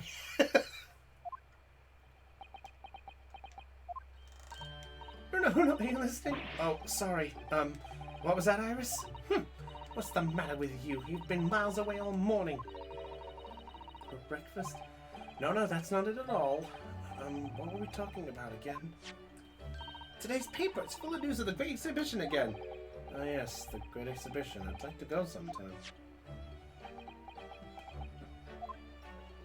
You're really not your usual self today. You seem very down. Early? Ah! There we go. Did you say something, Iris? Oh gosh, you're even more down. Sure. When did you arrive, Mr. Nanahodo? I've been here for about half an hour already. We had breakfast together. What? Why didn't you mention it before? I know I was here, because breakfast? Iris is quite right. You're clearly lacking in vim, so much so that I didn't notice your presence. Thanks. Just to reason perfectly well with my simple observations. What? Let's see. Yes, for example, your tousled hair this morning with all its unruly spikes. Clearly could be deduced, therefore, that... let me stop you there, Mr. Sholmes, because I think I can see where this is going. My hair always looks like this. It always has, ever since we first met, in fact. Oh, really? How interesting. Just doesn't look like a haircut as such, I suppose. Thanks again. At least he's feeling better. And it's been 6 months now. 6 months? Since I was forbidden from working in court. So I've been wondering how much longer I'm going to be banned. Oh, well, that would explain why you're rather glum. Driggy Hermit? There we go. We got everyone there so far. Just double checking. Oh, and he's back upset. And he's instantly back upset. Oh my god. Back to moping.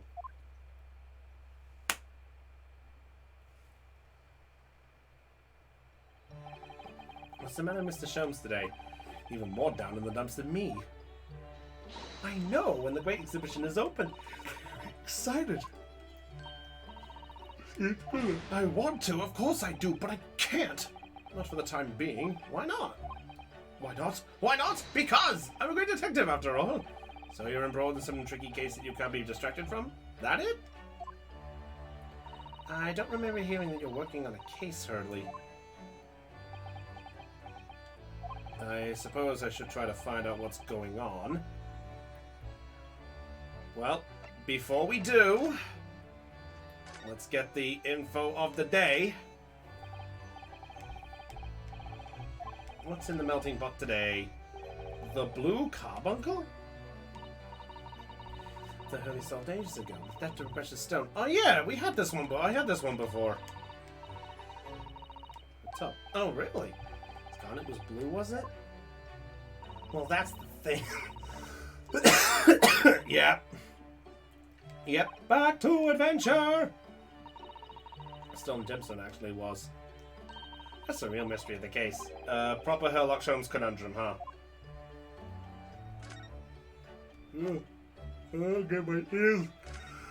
My ears. My ears feel like they want to pop. Okay, what's going on? Oh, half a year ago now, I took on the defense of a young girl in a trial held at the whole... Gee, I wonder who that was. Is it a London pawnbrokery? It turned out to be one part of a much more far-reaching plot that involved the British government. During the course of the trial, it was found that I made an unavoidable, yet at the same time, unforgivable mistake. The false wording. Yes, my lord. I will decide upon your fate following the conclusion of this trial. Of course, my lord. In the end, I had my right to represent people in court revoked. I was told I had to spend my time in research and study, so that's what I've been doing. You have, haven't you, Runo? All those big fat tomes about British lore up in your room and the notes about Shums' old case? Brewing Iris' special blends of tea, fetching my daily bread for me. You become something of a manservant around here. Start on the silverware next, Master Naruhodo. Well, I'm thinking of going to ask the powers that be to reconsider. Specifically, he's going to Lord Strongheart? He's going to go right to heart? Is this not my favorite fellow? He's not mine either, but he's the man I have to talk to. He's the only one who can grant permission for me to start working in the courts again. I swore I could. Can't do that sitting around here. This has to have something to do with this. It's a great exhibition, hasn't it? The most advanced science, the most modern technology, the finest works of art and feats of engineering. For the next 6 months, our capital will be showcasing these things, and the world will be watching. Oh, do you know what I'd like to do? I'd like to look down on London from one of those big, lovely, lovely balloons. Look down on... Do you mean those things fly? Yes, of course. They fly high in the sky and don't even need wings to do it. All you need is hot air. But how? How does hot air have anything to do with flying? It makes no sense. I can't understand it all. And that's true of a lot of new scientific discoveries. Most people can't understand them at first. But in 100 years' time, all these things will just be common knowledge. I suppose they might be. Mind you, some of the science being demonstrated seems very questionable. Something went wrong on the open experimental stages. Apparently, there was a huge explosion. Still, I wish I'd seen it, though. I'd love to see how bad some of these scam experiments really are. Iris looking for that, that Schadenfreude. The pleasure of the misfortune of others. Says the innocent 10-year-old girl. Every page of this paper carries some article or other about the Great Exhibition. Wow, it's like the news. It's like the news talking about COVID. Yeah, I said it. How are we all doing, by the way, everybody? Personally, I find myself drawn to the darkness, to be the impenetrable. This is my proper atmosphere. Great Exhibition newspaper. Alright. Shadows cast behind. Is that one before we're referring to the back page of the paper? Might as well see this. Exhibition, public experiments to demonstrate brand new scientific ideas, cultural exhibits around the globe. So positive and hopeful about the coming century. We must all go see it properly before too long. Well, at least he's honest. Oh! The Reaper attacked? And a lost cat. Reports about the Great Exhibition, everything's going on here. It's rather gloomy looking one, that is. Wait, what? Yeah, I do see that, though. Lord Van Sykes and compatriot cornered? He has a partner in crime? But...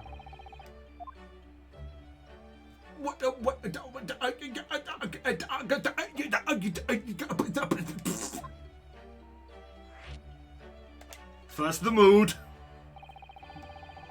case at the moment, Mr. Sholmes. You could say that, I suppose. Nothing more to add.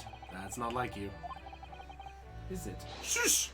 Quiet, Mr. Naruhodo. We must not discuss it here. You never know who might be listening. You had that very strangely early. Please tell me something like Iris's birthday. Well, usually, the more mysterious and complicated a case is, the better Hurley's mood. Ah! Is it really a case that's bothering you? Iris, please, you mustn't exercise your astute powers of observation and do so on me without invitation. Know what I always say? Put yourself in the shoes of the individual about whom you're making deductions. Yeah. Oh yeah, why did I not? Oh yeah, I missed that one. Missing cat! How did I miss that one? Once I've had a cup of tea, I must make my way on towards the crime scene. That was a deep sigh. If it is Wagahai, I will end this case immediately. That's terrible. You know the legend of the Reaper of the Bailey, of course, don't you? Only too well, in fact. Prosecutor Barrett Van Sykes. They say that if the Reaper's in the prosecutor in any case, there's no salvation for whoever's in the dock. Even if the defendant is found not guilty. Once the Reaper has someone in his sights, one way or another, that person's time left on this earth will be short. Excuse me. As rogues always find ways around the law, they'll stop at nothing to secure an acquittal at trial. Evidence praying and witnesses, threatening jurors, bribing judges. And such devious tactics that these cannot save them from the hand of the Reaper. You've experienced yourself, haven't you, Mr. Naruhodo? Yes, I've seen the Reaper's retribution at work. The rogues are reckless and quite unafraid to die. If a leader among their fraternity seemed to have been taken by the Reaper, retaliation like this does occur. Really, the capital is a never-ending supply of such scoundrels. So do you mean Lord Van Sykes has been attacked like this before? This isn't the first time? He's quite an accomplished combatant, you know. He doesn't take these attacks lying down, although it seems that his assailants were armed with guns this time. What? Fuck! Enough would I know. In the article here it says, as to what of Lord Van Sykes in his condition, all will be revealed in tomorrow morning's edition. In short, they don't know and they're getting their answer. No, I can't wait until tomorrow. In that case, you shall have to inquire with somebody in the know.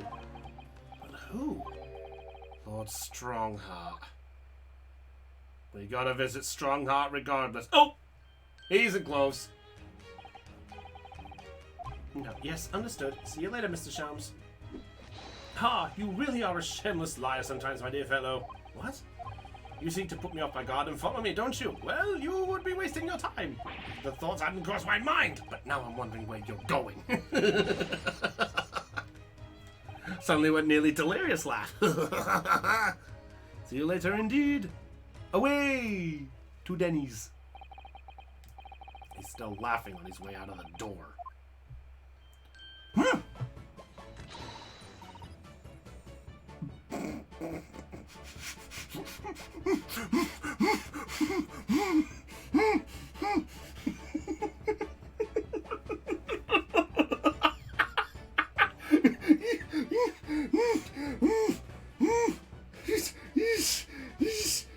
Jesus. Oh my God. I did not expect that.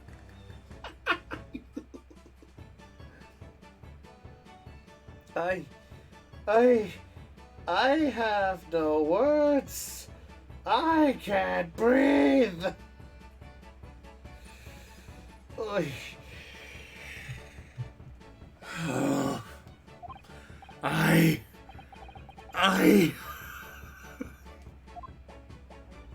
I got changed to go to the great exhibition. You're going to take me. But I was just about to go to the Supreme Court. Oh, well that sounds fun too. You're going to take me there then. Oh boy. It wasn't the joke. It's what she's wearing. Would you? Of course. And after the Supreme Court, then we'll go to the exhibition. Oh, boy. Alright, but new location. But first, let's go back to the consultancy because we got something we gotta check. We gotta check the ladder and the shovel.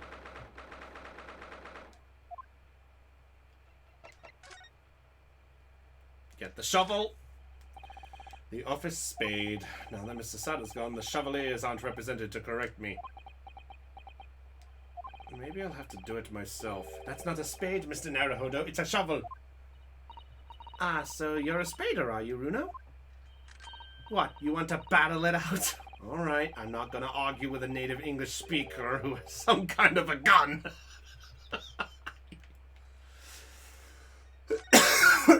That's all we needed. It's the only reason we came here. Now, I think a visit this place could be a good idea. Well, let's go visit His Highness. Oh, he was laughing, basically. He was basically doing his laughing, saying, "Don't worry, a good day to you. See you later." Supreme Court Lord Chief Justice's office.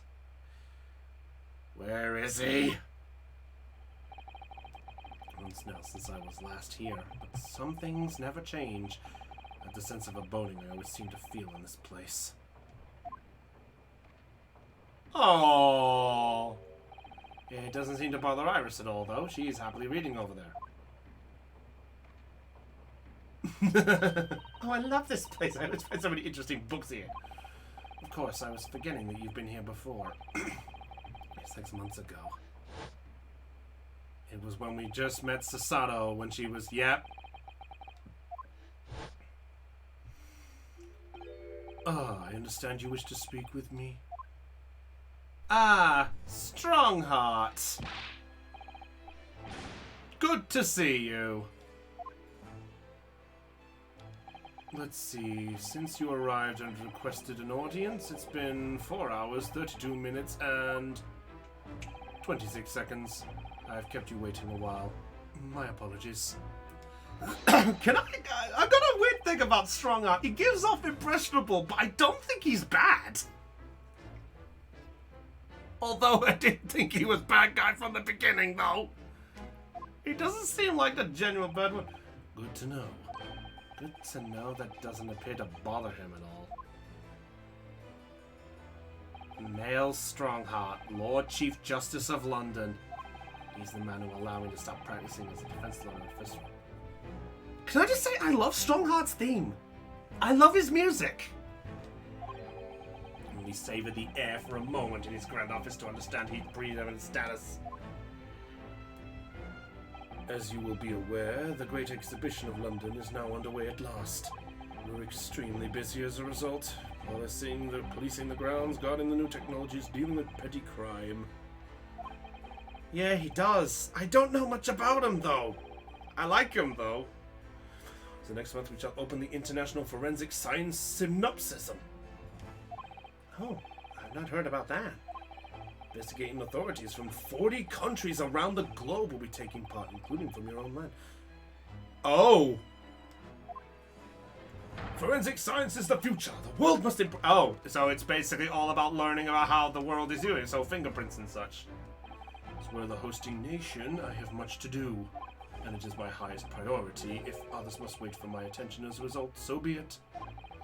Well, it's nice to know where I stand. So, you wish to consult with me? Of course. I can very well imagine what this is about. Thank you for agreeing to this meeting, my lord. I want to be allowed to start working as a defense lawyer again in court. That's what brought me here today. But actually, there's something else playing on my mind as it happens. Runo, just take a deep breath and come out with it. Alright. Let's get it out the way.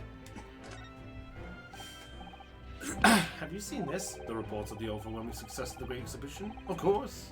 No, not that. The story on the back page. What story? The Reaper attacked. Ah, that. You've enjoyed some victories in court against my #1 prosecutor, have you not? Poor Mr. Reaper. What happened to him? He wasn't killed, was he?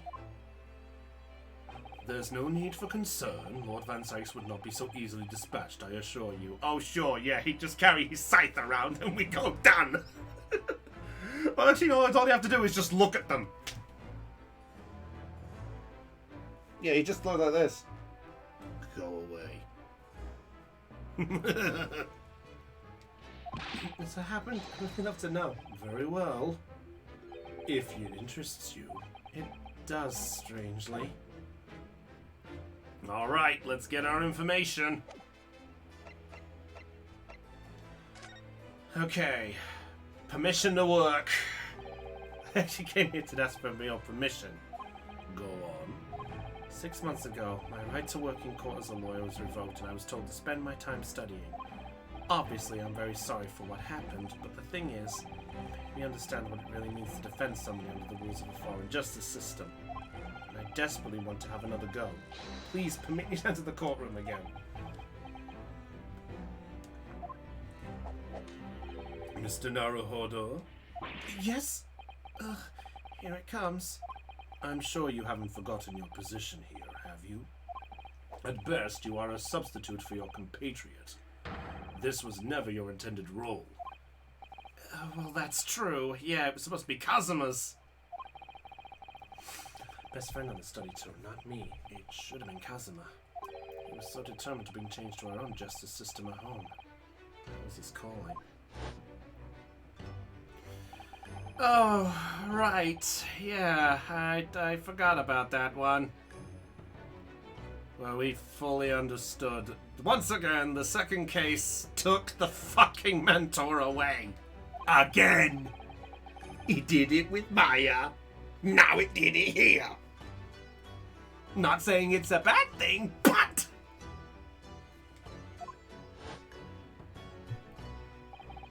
Sasogi was my best friend, you see. That's why I can't leave it unfinished. I have to fulfill his calling for him. His calling, you say? Has it never occurred to you that perhaps you know nothing of his true call? What? The mission from which that young law student was charged. What do you suppose it really was? Wait, you know it?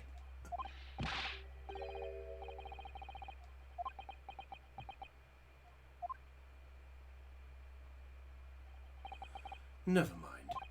I've read all the reports you've submitted over the past 6 months. And you regret your actions, have been studying to see obeying the revised instructions. Do you mean... Oh, do we actually have a chance? As of this moment, I reinstate your license to practice law. Yes! Thank you so much. Perfect! I like him. In fact, I believe I have the perfect case to mark your comeback. A curious affair. You'll consider it, I hope. Of course, please tell me more. Right, straight to the mess. Okay, let's go. Let's get it. You described it as a curious affair? Yes, that's right. I believe it was reported in the press. Are you aware that there was a serious accident at the Great Exhibition yesterday? Oh, no. Yeah, I read about it. A professor from Germany tried to Achtung! How was it described? Super high voltage instantaneous kinesis, I think. Instantaneous kinesis? As in moving things with a click of the fingers? That's right. It's just what my herbal blends need. A dash of devil-may care. No. Capcom. Capcom, you're not even trying to subtly hide that one. Devil may cry. Whatever the serious accident was, except his killer captured Iris's imagination.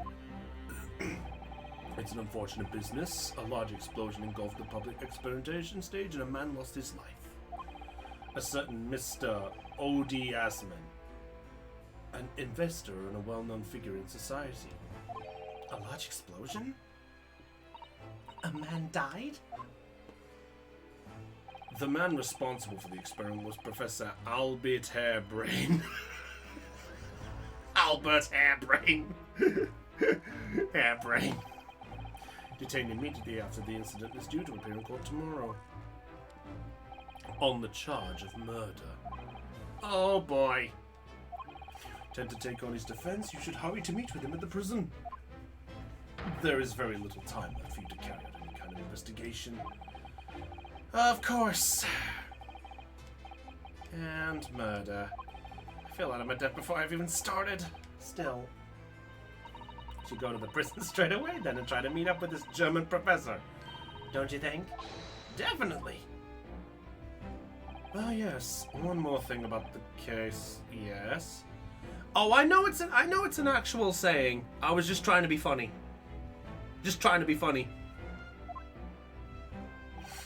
A connection with our mutual acquaintance, the Reaper. What? I need to see this first. Lord Van Zykes emerged from the attack unscathed.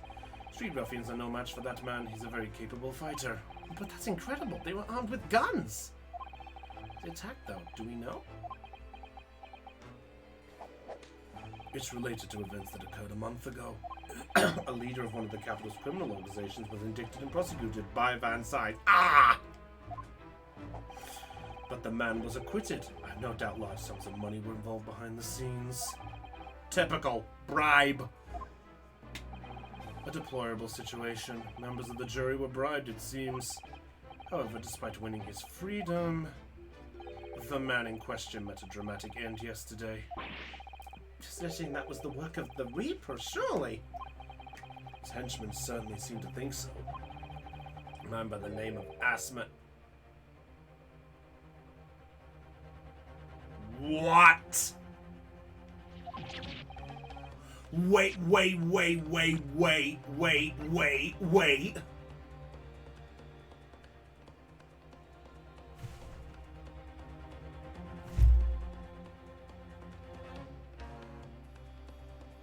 What? We're already starting with this card? It's the man who died in the explosion. What the fuck? An investor, but in reality, the head of a significant criminal organization. Unbelievable. He's something, Lord Von Strongheart. Try me. Why do you use Lord Van Zykes as a prosecutor?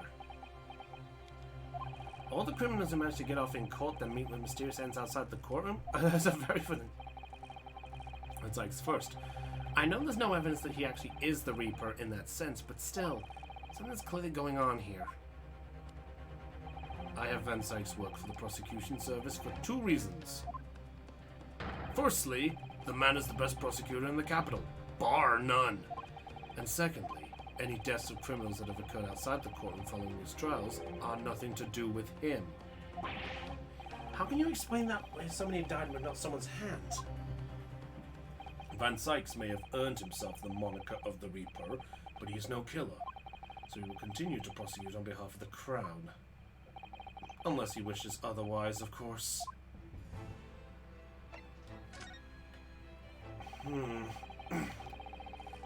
Might as well check out what's going on here. So the largest and most important of them will take place at last. The International Forensic Science Synopsism. Investigation needs to be embraced scientific methods, doesn't it? Exactly!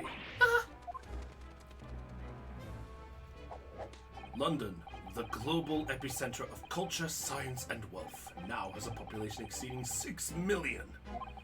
Sadly, crime in the capital is growing at a similarly startling rate, so it's imperative that we use the latest scientific methods to investigate and resolve cases as efficiently as possible. Which is what's known as forensic science, isn't it? Exactly! The future of policing! Regrettably, however, Britain is currently dragging its feet when it comes to the adoption of forensic methods. Oh dear, that's alarming. Exactly! It's extremely alarming! Poor Iris. If I were Her Majesty's Attorney General, you can be sure the numbers of crimes committed and resolved in London would be very different to the cultural figures. I can cite 12 solid arguments and 223 individual reasons to support my claim. Sorry? I should detail every one now! What? Oh, how fascinating. It all began 15 years ago. Oh no. Oh no. Oh boy. You brought this on yourself.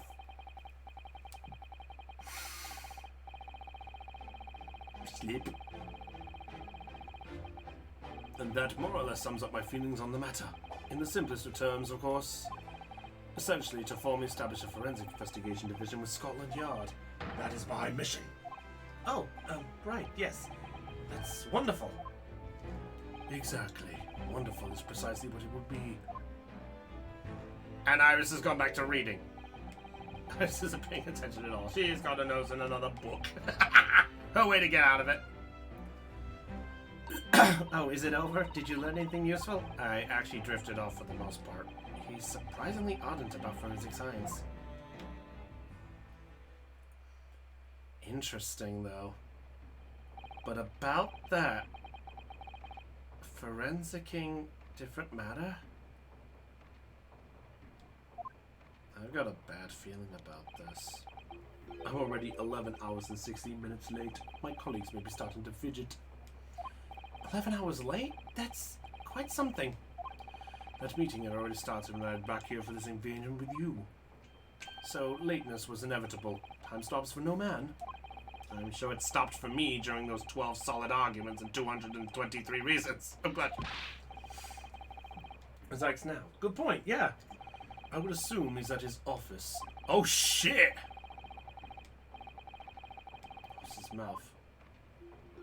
Away with you now. I'm leaving Professor Hairbrain's defense entirely. Oh, that pose!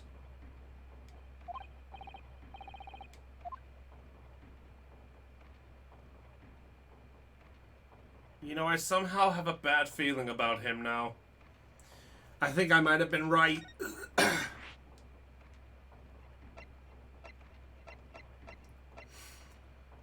Strip that big part of cloth. No!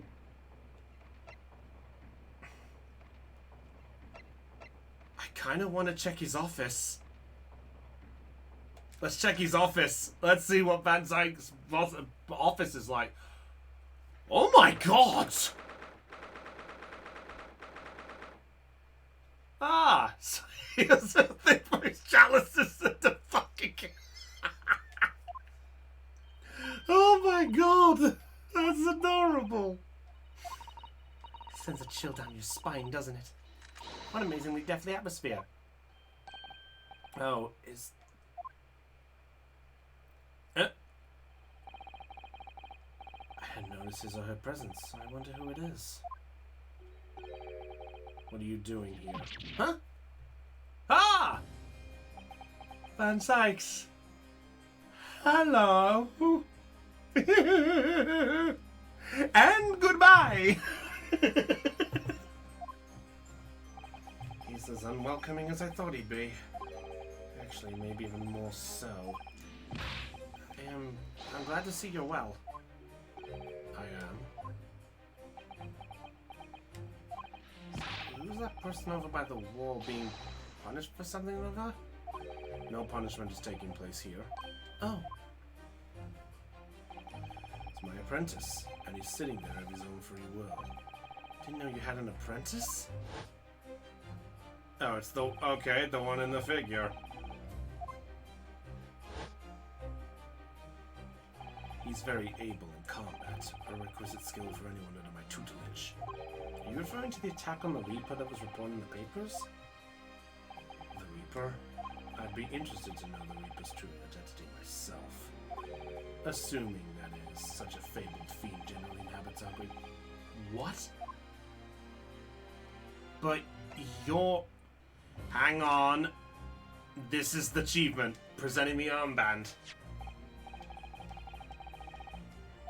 What is it exactly? It's the market defense lawyer. In Japan, at least. And what's your reason for showing it to a British prosecutor?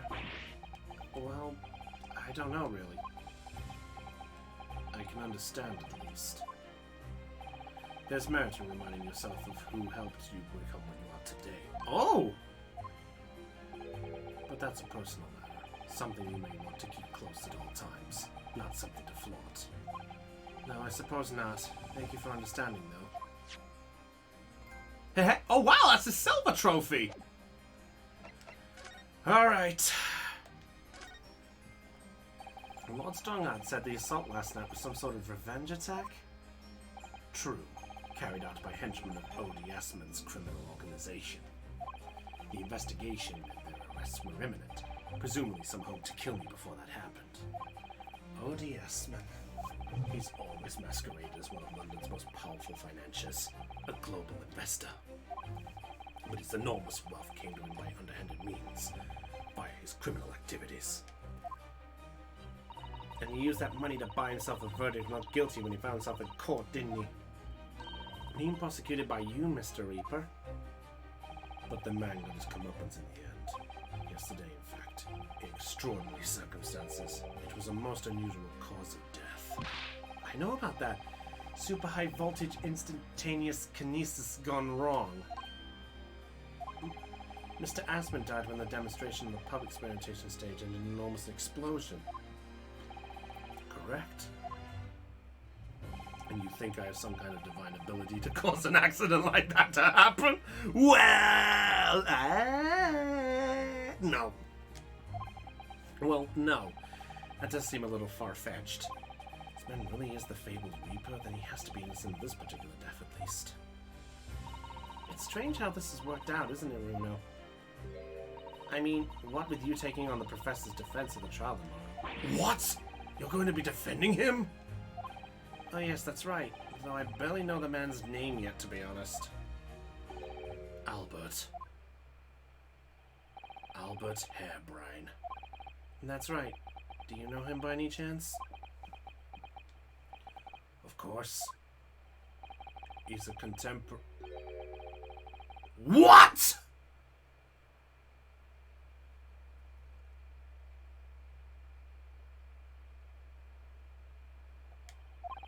What?! What the fuck?! He knows the what?! Professor Hairbrine was from Germany, though.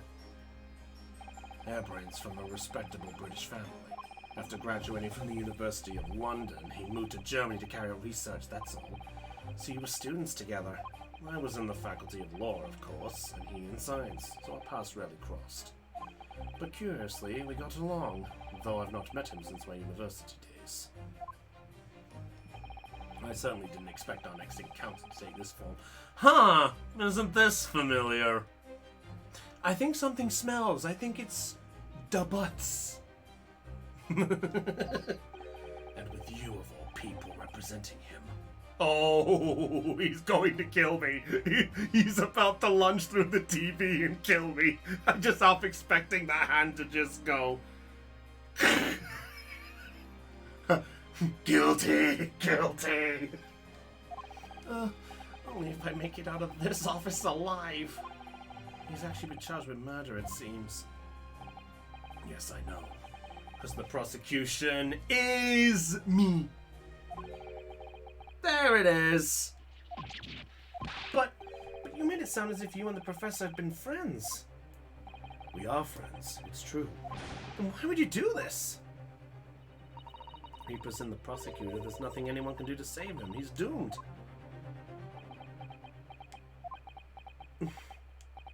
What's Lord Van Sykes thinking? What's going on here? If you'd like to know the Reaper's true identity, does that mean... I'm a crown prosecutor and a mortal like any other. I'm no demigod. But they've all died, haven't they? The people you prosecuted, I mean.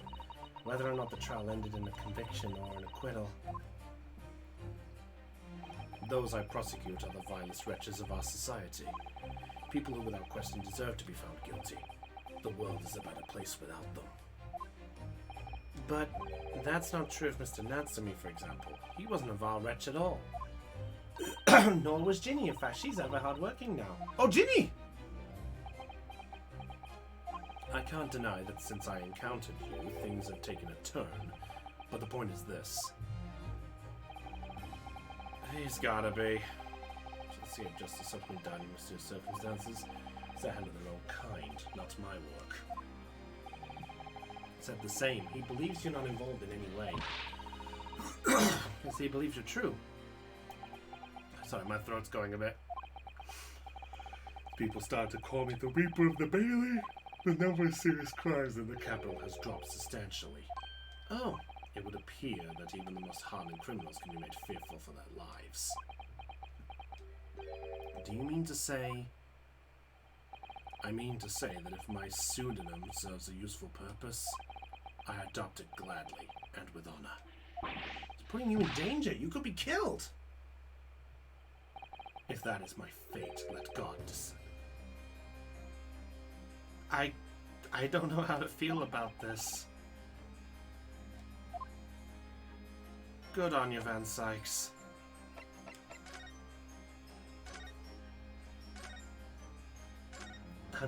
I'm curious. I have to know this. I have to know this. Doesn't it? Oh! Outfit and poise, but sadly, I didn't do a very good job capturing Lord Van Sykes' facial features. Yes, you're right. I mean, it's not far off, but the artist has exaggerated subject's handsomeness, I think. Careful! That reminds me, I heard Emperor Napoleon of France ordered artists to make him look more attractive when they painted him. How vain. There's really no attractive quality in the person, is there? That portrait does not depict me. Surely that's immediately obvious! Oh, then, who is it? He's not gonna tell us. That is who! That's me. Alright, yeah. That's amazing. I wonder why it's here. Perhaps he made it to take his mind off the sadness of being too busy to attend in person. Or perhaps he's too embarrassed to queue up for a ticket. Surely it's obvious I'm using a sophistication aid. Run. I have no business painting others as overly reserved. I really didn't think he'd overhear that. I gotta get this. Collection of hallowed chalices and bottles neatly lined up there. My hallowed bottles are filled with the essence of the finest grapes from the finest vineyards I visit. And I personally oversee these chalices being made by the finest crystal crafts. The crystal chalices? And yet you throw them around in court like they were worthless. Yes, because this imbecile is so unabashedly and repeatedly wide at the mark sometimes. Oh. Before you open your mouth next time, you should consider the poor artisans who work your defile. So it's my fault? Silly me, how could I have ever thought otherwise? Chess game. So stylish. I just want to check everything. Chess, that's the Western version of our Japanese shogi game, isn't it? Quite good at shogi problems. Oh, really? You'd probably like chess problems in that case. I'd love to challenge Lord Van Sykes sometime. To a bout of shogi problems. You might win. If you want to challenge yourself, you can always do that in your own home. I don't know, I'd love to see the match between them. Not gonna lie.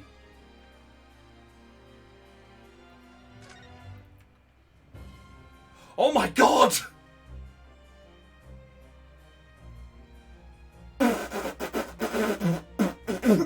Bats! There's bats in the belfry! Oh!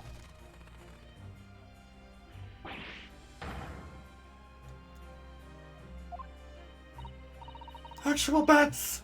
They were actual bats! Cat in the dark cloak, I thought he was the familiar. Just not the flying kind. Must be a dear friend of Mr. Reaper, then. I think the familiar idea is far more likely. Scary, though, either way. Well, the bats are gone. You can cast light in the wall. They've got to know all wine. The casks in the Reaper's chamber, or the old caskets. You don't think all those people who escaped... Oh my god! I love that slow iteration of Iris going from... What ridiculous notions are going through your head? This is my collection of fine vintages! Oh, yes, of course. Thank you for clearing that up. It's amusing to ourselves. Don't mind us, Mr. Reaper. I wouldn't if you hadn't invested yourselves to my office to nonsense within my earshot. We're going to die. Okay. We've ignored the elephant in the room. Punishment to me. Sitting like that before. Moved a muscle since we arrived. Do you think perhaps he's dead? If he was dead, Runo, he wouldn't be sitting up, would he? Well, anyway, dead or alive, he's not overly approachable, is he? He's gonna talk to us. He's not dead.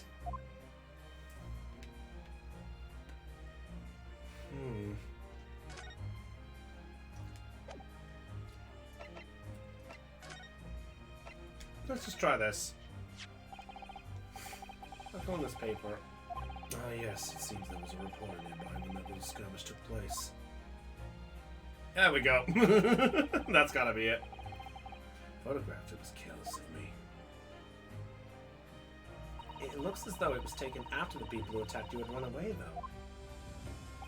Rest assured, the police have already apprehended every last one of them. Someone else fighting alongside you, it seems. Him. Yep. As I mentioned already, he's my apprentice. Perhaps you could tell us a little more about him? I'm curious. He's in my tutelage to become a prosecutor, so you could say he's my apprentice, I suppose. Ah, like you are to Hurley then, Runo. I don't remember taking an apprenticeship with a great detective. He's currently compiling a report about last night's attack. It looks like he's wearing some kind of a mask. On Lord Strongheart's orders. Nobody knows the man's face, or indeed his identity. But why would you agree to take on such a clearly suspicious individual? Lord Strongheart's orders again. He's not one for meaningless follies. There will be a good reason for his actions. I hope you're right.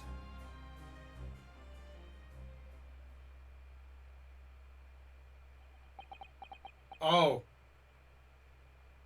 Hello. Don't kill me.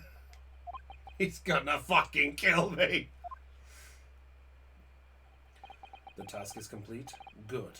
In that case, you can collate all the briefs.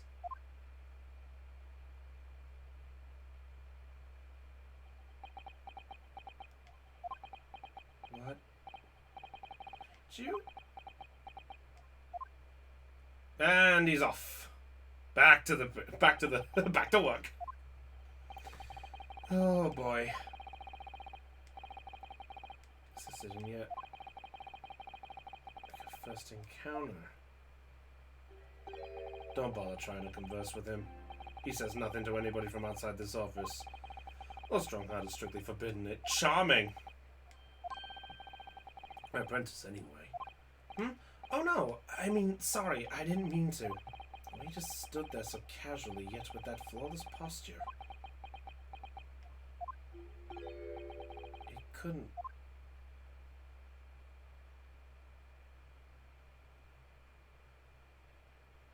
What? I mean to ask you. Oh, what's that? That Nipponese man. Is he faring well? Oh! Thanks, Van Sykes! Sorry, the one arrested twice in succession 6 months ago. With the stoop and the moustache and the jitters. Ah, Mr. Natsumi, you mean? Ah, back to Natsumi. Finally, you identified him from that list, Runo. He's fine, thank you. In fact, I received a letter from him by international post only the other day. I see. Well, I think we can end our discussion there, don't you? There's little time left before tomorrow's trial. I advise you to spend it investigating the case. Yes, thank you for the advice, and for the conversation. I can't believe he's asking after Saseki-san. After a Nipponese! Not sure whether to feel happy about that or worried. Mr. Reaper could be friends with a mad scientist. to turn up for the books. A mad scientist. Ah, you mean Professor Hairbrain. Might be worth quizzing the professor about his relationship. And with that, I say goodbye. What's the word? Goodbye. Arrivederci. Oh, you're reading a book. Is it a cookbook? I think we got the achievement. Let's see. Yep, just had to double check I didn't miss anything. Doo-ba-da-doo, just had to make sure I didn't miss anything. I mean, no point missing anything if we're doing all this. It said cell 11, that's this one. Oh, there's someone curled up in a ball in the back corner. What's his name again? Professor Albert Hairbrain, wasn't it? Excuse me, Professor Hairbrain? Hmm?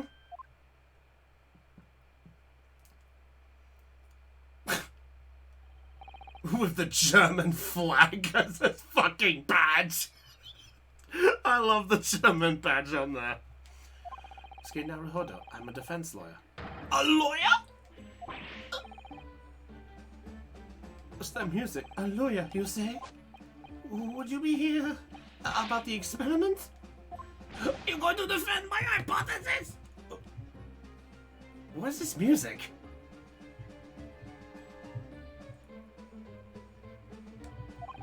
Your hypothesis?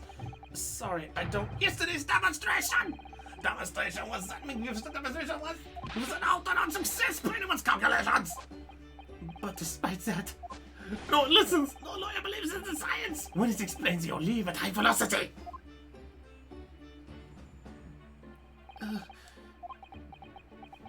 I'm scared. Hold me, I'm frightened, Avina said. But the one time that your zeal made my concentration leave for a while, too. Alright. Let's get to knowing him. You mentioned the demonstration yesterday. The papers have called it a spectacular failure. After all, a man died in the explosion, didn't he? Oh. Yes, you could interpret the results that way if you really wanted to. Well, I suppose in the strictest sense, the experiment was a failure, but at the same time it was a great success. You've lost me. Thank you. I'm so glad somebody said it. So I realized right there in front of me, Mr. Aspen was spontaneously disassembled. Until then, everything was going exactly as my calculations had predicted. At that point, he would have been beamed to the crystal tower by instantaneous kinesis. However, the machine exploded and Mr. Aspen, in fact, perished. Yes, I can't deny that part of the experiment was a failure. So what you're really saying is the large explosion that killed Mr. Aspen was an accident, correct? Here we go again! Another accident! But the bigwigs had you arrested on suspicion of murder? Uh-oh. I was responsible for a man's death. That is the immutable truth here. And for that, I wish to be punished at once. But... murder? Never in a million years! It was an accident! Simply an accident! I see. Morning, you know. It will change completely depending on whether this is treated as an accident or a murder. Exactly. Well, if it really was an accident, then the professor's machine would be kept in protective custody. On what grounds? Ah, yes, it's newly established here in Britain. The Special Dispensation for Scientific Equipment Act. That one passed me by. But if the case is treated as murder, then they'll say my machine was the murder weapon, and they'll be able to pour over it as much as they like. If they examine it in detail, they'll find out how it's made, and then they'll be able to copy my idea. My precious hypothesis will be stolen. Really? You're more worried about that? It's shown to be... So he's willing to basically say he killed someone, but he wants it to be proven as an accident. Oh boy!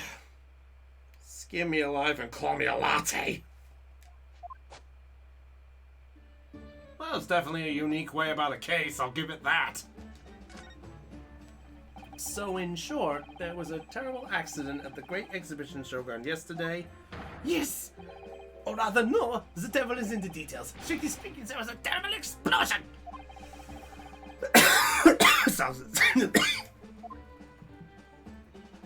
You were demonstrating super high voltage instantaneous kinesis, weren't you? How fascinating! Humans, like all the matter, are made up of particles that are held together by electrical bonds. So it must be possible using a sufficiently high voltage to break those bonds and beams of particles through space. That's it in a nutshell. That's my idea, you see? That's my amazing hypothesis!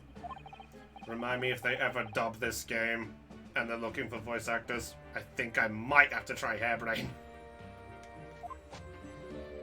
Oh, but dare to imagine it. Dare to dream of such incredible technology. Just think, one moment I could be here in this cell, and then the next, I could be at the Great Exhibition again! Well, yes, that would be incredible. And the next, in the mere blink of an eye, I could be at the Great Parisian Theatre, say! The possibilities are endless. The whole of a vast planet would be in reach. So no more hiding in wardrobes on rocky seas for 50 days? Ah, you're still bitter about that. I don't really see it like that. What do you mean, Iris? Well, if you could travel anywhere in the world instantly, the planet wouldn't really seem vast anymore, would it? I think it would feel like it shrunk. My word, that's exactly right! What is the implications? What does it mean? Oops, that's got Professor Bunny Brain really worried by the look of it. Clearly, this is yet another case of just because you can doesn't mean you should, I suppose. The point is, my calculations are flawless! The science works, but without a practical demonstration, it means nothing! And that's always the fly in the ointment. Because practice demonstrations cost a lot of money. Money that young scientists like you don't have. That's exactly it, yes. Well, he's always complaining about it. He says the government should invest more in science. Well, anyway, I bumped into him at the right time. I met the well-known investor, Mr. Assman. The victim who died in yesterday's terrible accident, you mean? So interesting. They met together. Okay, let's find out the victim first before we get to the personality. It's that Odie Assman, wasn't it? What exactly was your relationship with the man? He first visited me in my laboratory in Germany a year ago now. He said he wanted to invest in my immaculate hypothesis. I thanked my lucky stars! I see. So you hadn't really known each other until then. Money for scientific research? I'm so envious. As far as I was concerned, the man was an angel. Oh, really? An archangel, even. He was prepared to fund a practical demonstration of my hypothesis for presentation at the Great Exhibition. If that went well, I could expect additional financial support for my research from the British government. Aspen provided me with money and an exceptional engineer. Produced a machine to my precise specifications. But then your dreams were blown to dust in one enormous explosion. I'm guessing so. Oh, as you can see, I owed everything to Mr. Aspen. I would never have thought of taking the man's life. Well, he seems genuine enough. I don't think he's lying. That is true, though. He wouldn't go against...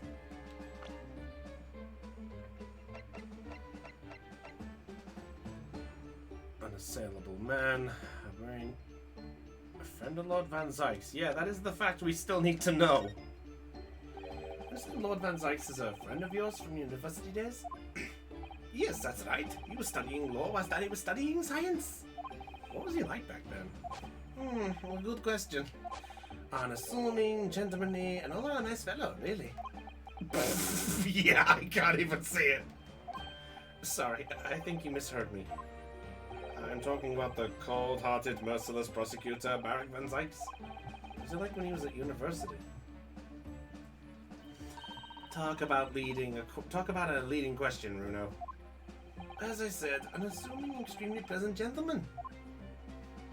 After all, he's the little darling of the Van Zykes family with all his great aristocratical origins. Oh. Noble. little darling. It was a bit of a shock when I came back to Britain and learned what he'd become. The Reaper of the Bailey, no less! Yes, that's right. I did hear, though, that there was a very big event in his life that completely changed him after graduation. Interesting. I'm sorry, but I don't know anymore. I wasn't in the country at the time. I was in Germany already. Oh, yes, of course. He's heard all about the Reaper. I really don't have the heart to tell him Wolfman's ex will be the prosecutor in court tomorrow. Oh, that's gonna destroy him. I feel so horrible for this. So, Professor, let me just make absolutely sure I've understood you properly. The huge explosion that occurred yesterday, an accident, you're saying?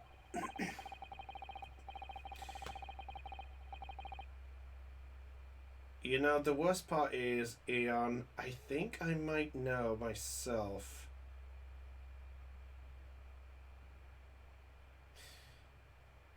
Let's just find out where this goes. As 2 squared is 4, I swear it! Yes, it's true that the man perished in a machine of my invention. So I know that I'm far from blameless in all this, but still, I would never use my discoveries, my inventions to take a person's life. As in 7 million years, I'm a man of science, it's all I know. You have to believe me, please. Do you believe me? Do you believe in my hypothesis? Science is the pursuit of truth, you know. I've always believed that, all my life. I'm afraid I don't know much about science or your theories, but I do believe you, and I will fight to prove your innocence with all my might. The law, it's all I know. You have to believe me, please! When I went to live in Germany after I graduated, I learned something very important. Nationality, class, lineage, none of that matters. As long as you try your hardest, you can achieve anything. Thank you for that, Professor. Thank you in advance for defending me tomorrow in court. Aww, I like this guy. That's where the incident happened, isn't it? Yeah, we gotta check it out now. What a horrible timing. Okay. Let's check this out. Let's check it out. What's it all about? I gotta get my info up just to make sure I don't miss anything.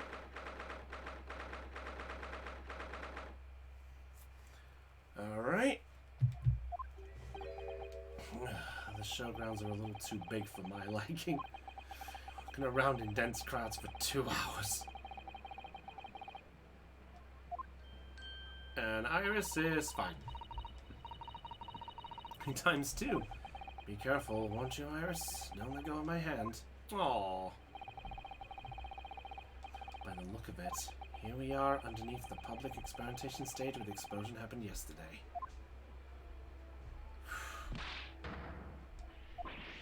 What?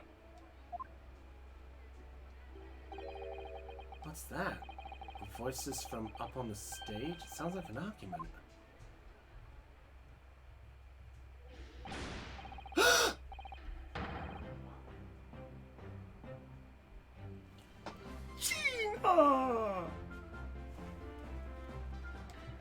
Oh yeah, go on, Inspector. Give it a shot. We got no errands and you know it. Wait, I know those voices. You got a cheeky little mouth on you, young lady, but a night in the cells will teach you some manners. Just try it. I dare you if you want that bag of chips rammed down your throat. Yoo-hoo! Gregsy! What are you doing up there? Oh, God. And we're about to have them both down here. There we go. Oh! Ah! It's you! Here! You're here! Here you are! You! Here! Your ladyship! How are you, your ladyship? I do hope you're well, your ladyship. Does that make her 3 times? 3 times lady? Once. Twice. Insert the line. well at all. It's far too busy everywhere. I wanted to ride in a balloon, but there was a 3-hour queue. Unbelievable! I'll go have a word with you at once, your ladyship. You'll be flying as high as a kite in no time once I pull some strings for you. Oh boy. Tobias Gregson, an inspector at Scotland Yard. Until recently, he was suspended from duty. Oh, that's right! I forgot about that! He's actually quite well known, appearing as he does in the Adventures of Sherlock Holmes. For that reason, he can't say a word wrong to the story's author, Iris. But there are limits, surely. Or there should be. Watch it, sunshine! Sorry. What gives then? Don't tell me you're on this case. Yes, I'm acting for the defense. So we're here to investigate. Dear me, that's the situation, is it? Is it really that troubling? A measly $5 bob, is that all you got? You're a lawyer, ain't you? You could stand to carry a bit more copper around in your pockets, Mr. Nara Odo. Gina! That's where spending money, that is. You can have it back, but I'll have to charge you for all the bother. $3 bob. Good to see you, Gina. Pocket or diver, born and bred in the East End or London. In the case that led to my own suspension 6 months ago, this is the young lady I was defending in court.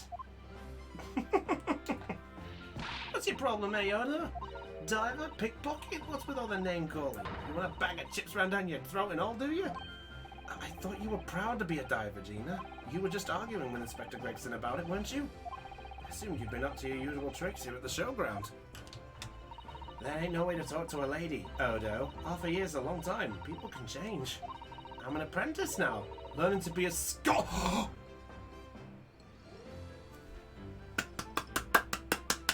You see? That's how you do development! Way to go! Yes! And call me whatever else does. Inspector Lestrade 997. Inspector! Homepage is bad, surely. The inspector part isn't entirely accurate. No one calls her that. For what it's worth, anyway. The investigating is off the cards for all of us. Why's that? Good question. Right, well, I'll be back up top. You hold the fort down here, alright? Right, sir. Good on Gina. Yeah. Well, good to see Gina doing well. 007. Oh, they took away one number of each one. Clever. Okay, fair enough. Let's get our info. 8 months ago, I first encountered Gina in connection with a case I was working. Yeah, you hang your head in shame. At the time, she was living in the East End with a group of other orphans. And we know what case this was. McGilded. Spied by pickpocketing, but then she got embroiled in a murder.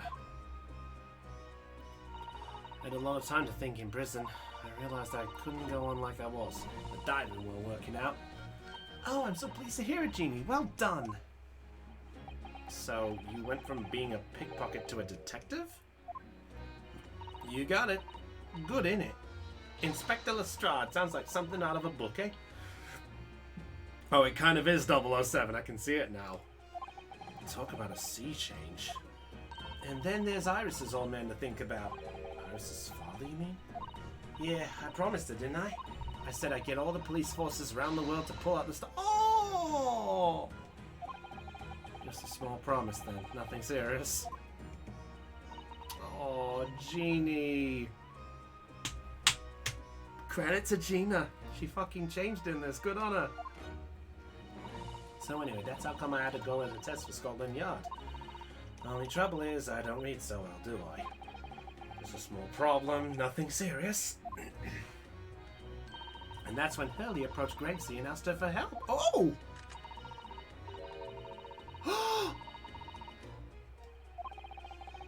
Wow! Well, you know Hurley. He enjoys finding ways to make people do what he wants. That great detective likes digging through dirt, in other words. So the long and short of it is, if you've got questions about the case, you can ask Inspector Lestrade.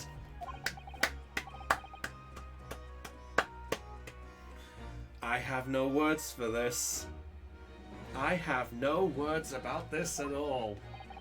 Actually, there's still a big mystery surrounding Gina, isn't there? Oh, what, Bruno? What?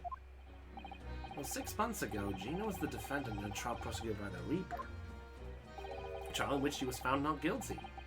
Here she is still. Come on, you're not still on about that, are you? The Legend of the Reaper or whatever it's called. Oh, you don't have to worry, though. If I didn't half worry, there probably wouldn't be a whole lot of you left. Like I told you before, innit? The Reaper's kinda like him upstairs, so he knows what I'm like on the inside. He ain't really know nothing wrong. I have no words for this.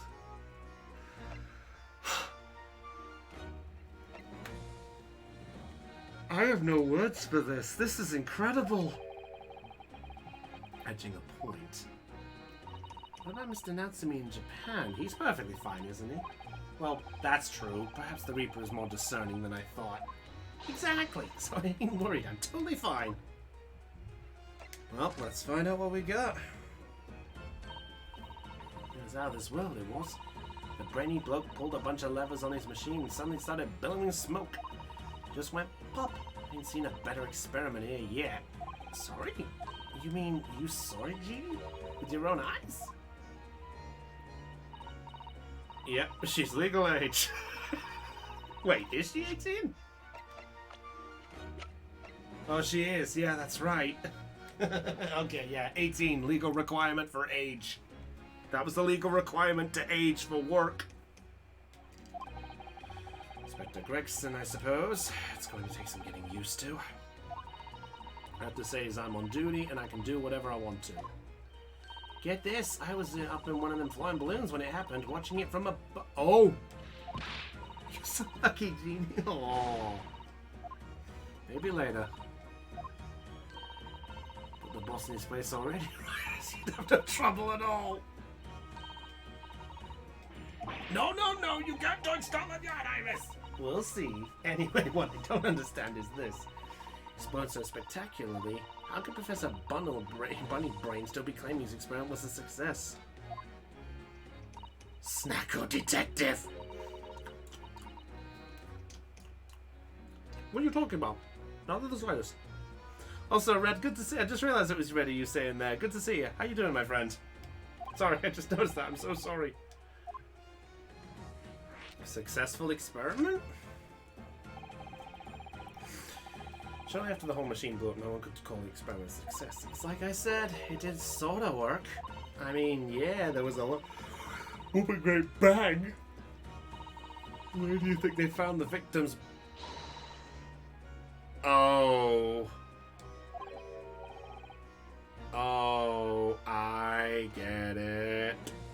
Bzz, bzz, boom! For some reason, I keep thinking of a certain phrase.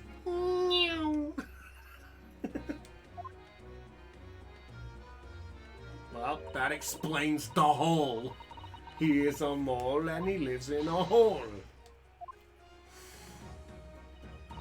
Yeah, the cage what the victim got in to start with, really did get beamed through the air or whatever and landed all the way over there. So you see, it did kind of work, didn't it? What? I don't believe it. I don't get the ins and outs of it, but anything's possible, right? With science. I tell you what, you can have the plan of the experiment they drew up at the... Oh!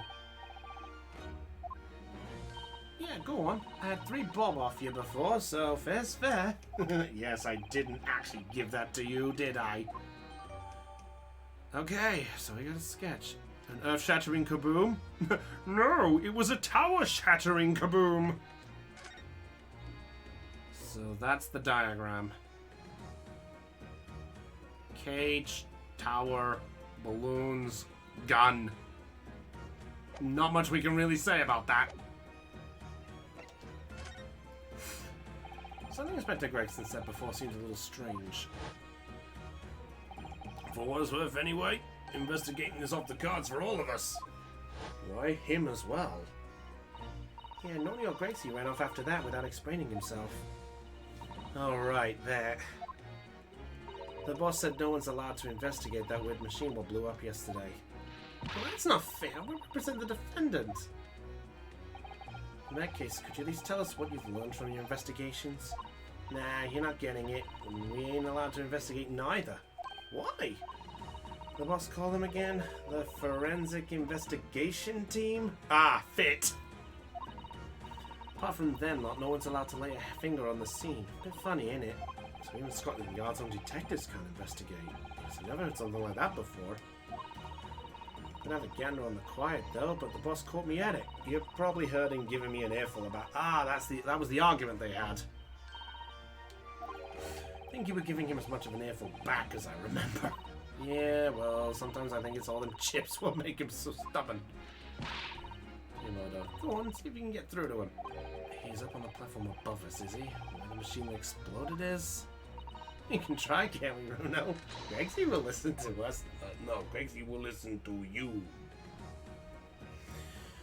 Alright. Well, something's caught my eye all this damn time. This thing's been annoying me. Dropped or hid. That thing looks like a fucking crossbow! Huh, ironic. Just remember, D&D is tomorrow. No, nothing. I think I'll hang on to this just in case. Okay, something we've got.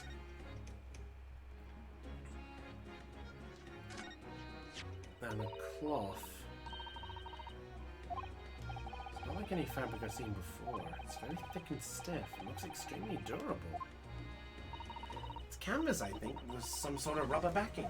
And the edges appear to be a bit charred as well. It had something to do with the explosion. If you know it, Genie's mid-yawn.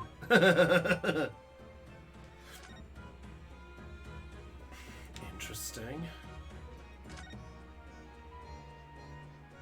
Oh, you won't let me check the... Oh, you can let me check the balloon. For a while now, but what are those funny round blobs floating in the sky? Oh, they're the flying balloons I was talking about. Oh. I've read about situations like this in a magazine about strange phenomena. Creatures from outer space coming in round flying objects to attack Earth. I suppose inhabitants of other planets are bound to be interested in the Great Exhibition. It's not, don't worry. I'm suddenly expecting War of the Worlds in a minute. Certainly an apt name. It was built to be the focal point of the exhibition, and it definitely is, being so tall and made of glass. A building like this ever being erected in Japan? Oh, it probably would, but it'd be a mansion. Inside the tower as well. Of course. So not gonna be the zoo! To queue for 3 hours to get through the doors. Well, at the moment, the shattered glass from the failed experiment may be the biggest draw. It's an accident, the whole tower is shut. Suddenly there's not the crystal tower anymore, but the crystal glass shower. Everyone's taken to the skies now to look down on the disaster from above instead. But there's a 3-hour queue to go up in the balloon now. Londoners must be very patient people. No.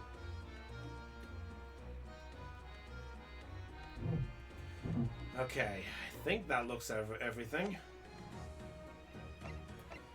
Right, so can we... Will we allow to go up? Obviously lead to the stage above. Just to get the exact spot with the experiment. Oh! Oh! Oh, we can go up.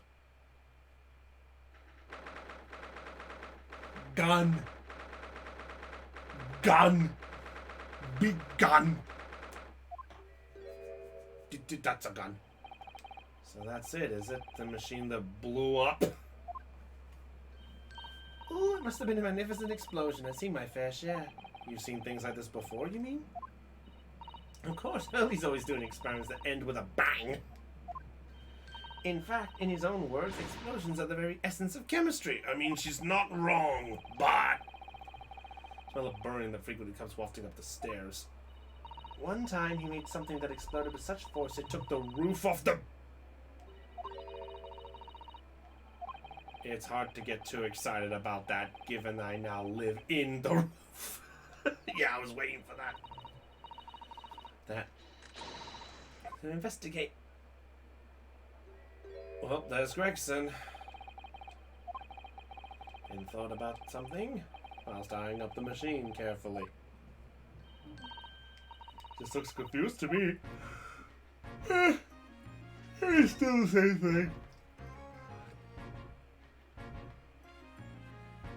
Important piece of the puzzle. Oh, magnificently, didn't it? Magnificently and mercilessly. And the machine to be disassembled and then beamed through the air. Yes, beamed. Not blasted. That's the point.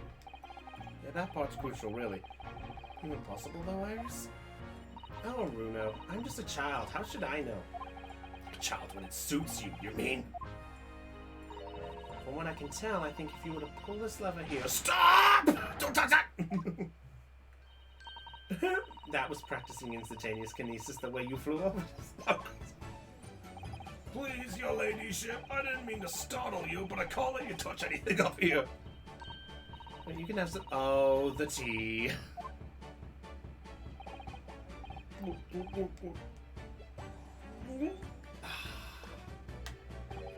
Wonderful. This stuff really is wonderful. It's just like old times, this is... Was that really all we needed to wake him up or anything? Oh, that's all we needed to do. Mr. Haybrain in court tomorrow, Inspector. So you should be allowed to examine the scene. Well, listen, Sunshine. Even I'm not allowed to touch anything up here. Special Suspension for Scientific Equipment Act of blame. Oh, that special suspension. The professor mentioned that too. Red tape's all we need. I don't know what the government thinks is playing it sometimes. Excuse me. I should probably head to bed shortly.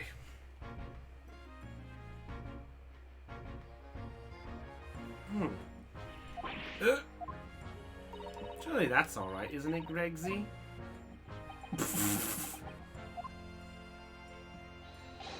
Bishop, anything you say, your ladyship, but please don't get your dandy hands dirty, will you? Don't worry. We wouldn't dream of touching anything, would we, Runo? She really knows how to get what she wants. Well, might as well look again. What damaged everything is, Professor Haybrain was lucky to escape unscathed, I'd say. We should have a good look around the machine while we can, I think. Touch anything and I'll make sure I'll kill you before I get strung on myself, you hear? I won't touch a thing, I promise. I thought for your digestion. Did you disassemble people like the professor claims? He asks, looking totally incredulously. Give it a rest, Sunshine. If we were allowed to examine all this bleeding scrap metal before we could answer that question, but we can't, can we? Because of the annoying rules, you mean? Exactly, the annoying, obstructive, flaming rules! Ow. Look at the base of the machine then. Oh. Poking through the wire mesh. Oh! And the handle is in the shape of a capital letter A. It is? Oh, yeah, you're right. What's the matter with you? Don't touch anything, I said! Don't touch anything, I'm sure I'll kill you before I get strung on myself, I said!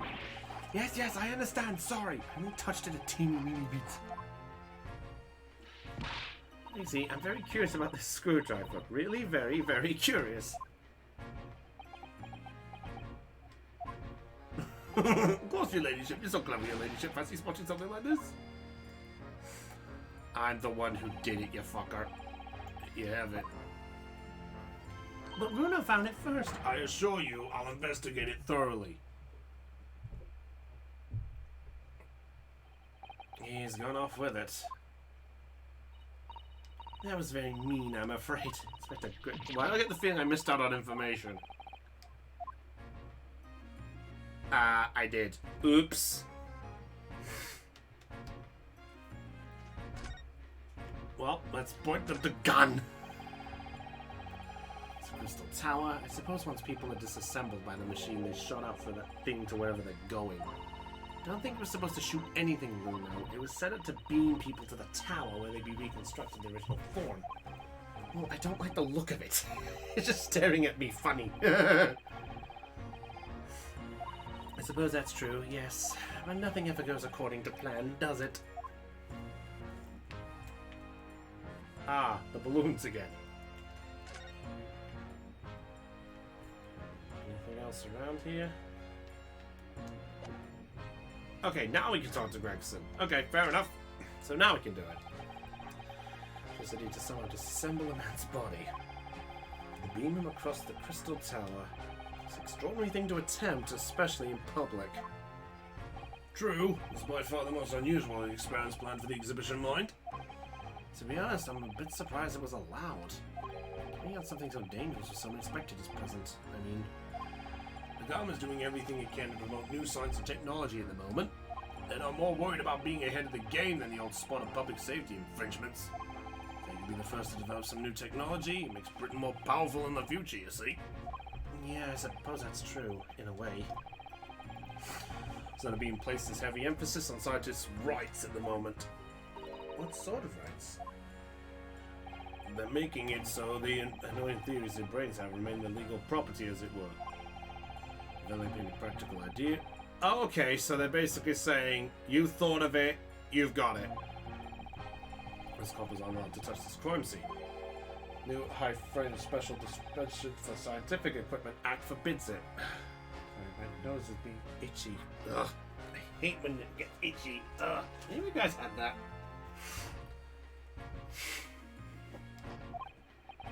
I see now. The only people with permission to investigate here are some brand new department at the yard. The Forensic Investigation Team, it's called. We've been relegated to keeping guard. The Forensic Investigation Team. See, this heap of scrap was a sham to begin with. Highfalutin! He's very head up, isn't he? Alright, let's get our information. Well, that means they're not allowed to touch the scene here. You have him here, Sunshine. It's the Special Dispensation for Scientific Equipment Act. Yes, I think Hurley mentioned that recently with a real twinkle in his eyes, I remember. I'm sure he did, your ladyship. I'm sure he did. Passed especially for this great exhibition it was. All scientists have to do is present their ideas or inventions to substitutes in the civil service. And if he gets rubber stamped, it guarantees the rights to maintain the inventor's confidentiality. What does that really mean? Think about it. Of all the world-changing new inventions on display every day at this exhibition, although a good half of them are a lot of cobblers, if you ask me, put forward by shammers like yourself. Thanks for that. Inventions here, it's so fun. It might be fun to you, but a member of the force has to be present at every single demonstration. Doesn't it? Hang science, that's what I say. Oh, I don't think so. That sounds like my dream job. You'd soon think otherwise after spending a day guarding all these shammers' bogus contraptions. Oh, bogus. How can anyone hope to demonstrate them? There'd be no point. Yeah, well, Probably, yeah. point. Never of our government's broad ideas. If any theory or invention is deemed to show potential, the government hands out a research grant. Scientist gets funding? Exactly. And that's why they're all after. All these shammers looking for good. Alright, give me 1 minute. I'm just gonna grab a drink because my throat is getting parched.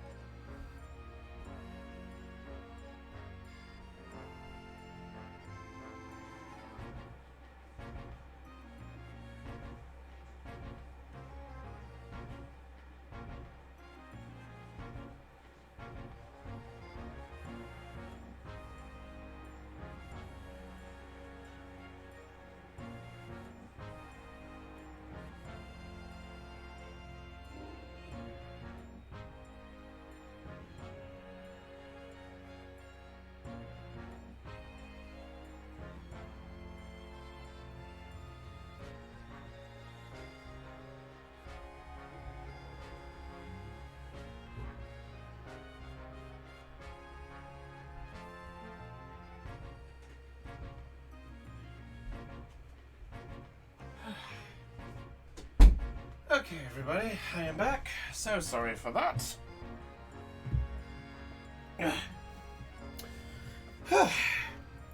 Terribly sorry. Now, this is one of those I wish I had a guest with me, but I can't unfortunately screen share this because my laptop is so old and it's on its last legs. So, something I'm gonna have to think up later.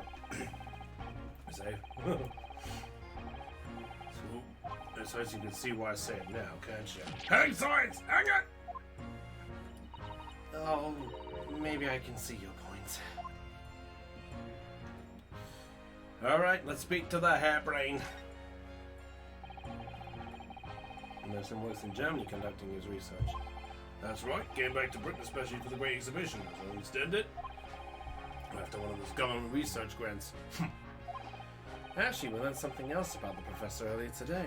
About his time in further education. Turns out he was at university with someone we both know. Lord Van Zykes. Eh? What's that? That's news to me! But if Van Zykes mans the prosecution, then as the accused, the professor's fate is... Sealed, because the Reaper will get him one way or another. Blimey, that man's beyond me. Don't know what goes on in that head of his.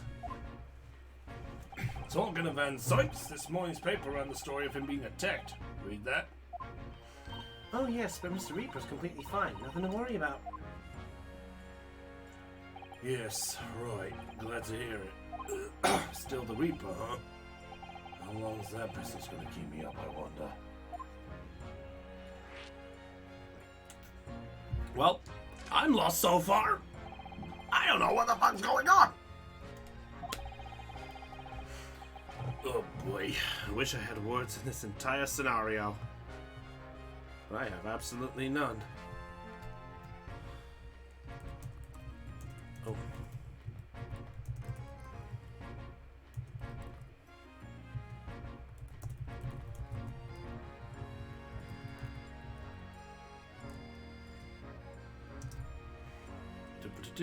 Sorry about that. Lord Baron Van Zykes is top-class prosecutor, but even he can't always push the right verdict through, and that justice can't win. Falsified. That's how the notion of the Reaper of the Bailey came about, isn't it? Obviously, Scotland Yard suspected Van Zykes initially. He soon he was taking matters in his own hands if he failed to seal the deal in court. Although the matter is that charge. Well, we've done a very thorough investigation, and the conclusion we reached is that Lord Van Zykes is in no way related to the deaths of those people outside the courtroom. No question in my mind. Set my reputation on it, I would. Explain it. These defendants couldn't just confidentially died if nobody killed them. I know that, but I can't explain it. Well, isn't it? That's the whole point of the Reaper. Anything else? He said that the university... One second, I need to check how far we are.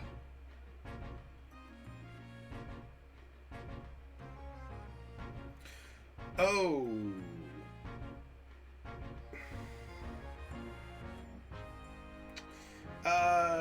Yeah, we are stopping. We are stopping after this. Because I just glanced a little bit down on my walkthrough a bit just to make sure I got a backup here. We are near Sholmes. We have an investigation. There's something happened to change the man. Any idea what it was? No clue. Really? Look, I've got my hands full watching over this frustrating crime scene. Why don't you go and make a nuisance of yourself elsewhere, eh?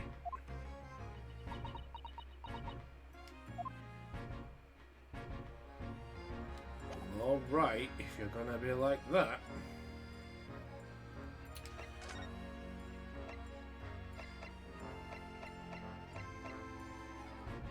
Right. Yeah, kinda.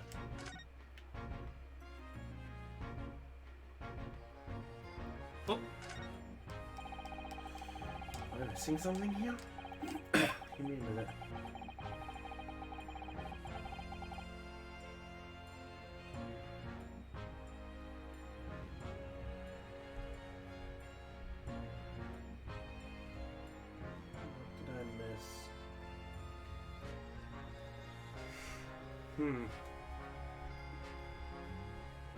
Don't think I missed anything here. Give me a second here. Let's double check this. Bang!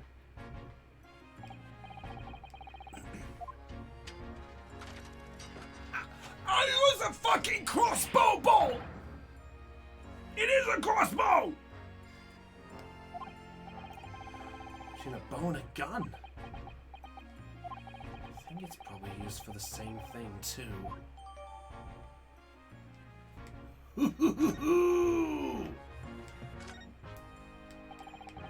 And it's around in order to draw the bowstring back to gain tension. Fire arrows a huge amount of force using this device, then. In fact, I would imagine it's far more accurate.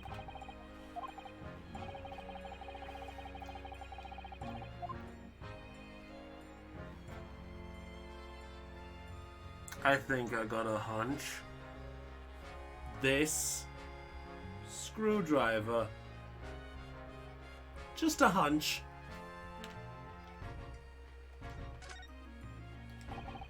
That's my hunch.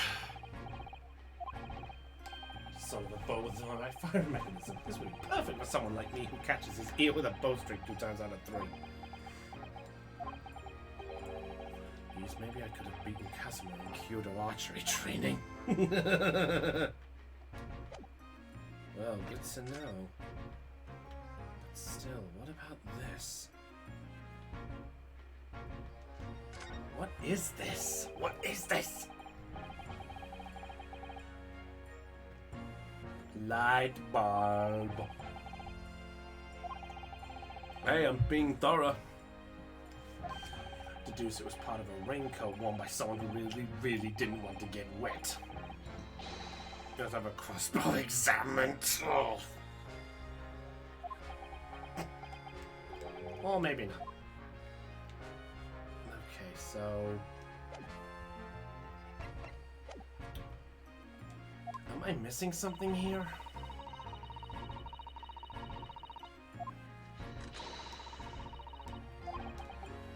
You might not find as many of that. Oh, okay, yeah, we were examining the thing.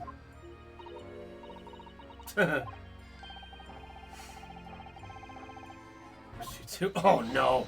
Chromage, oh no! Assuming he's recovered from the trim Casimir gave him. Oh yeah!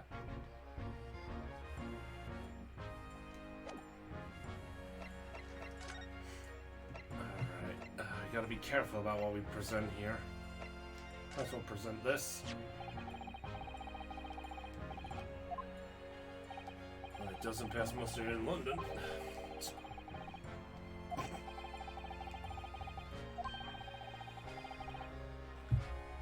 Oh, I must have missed that! Does he think it's made of potato?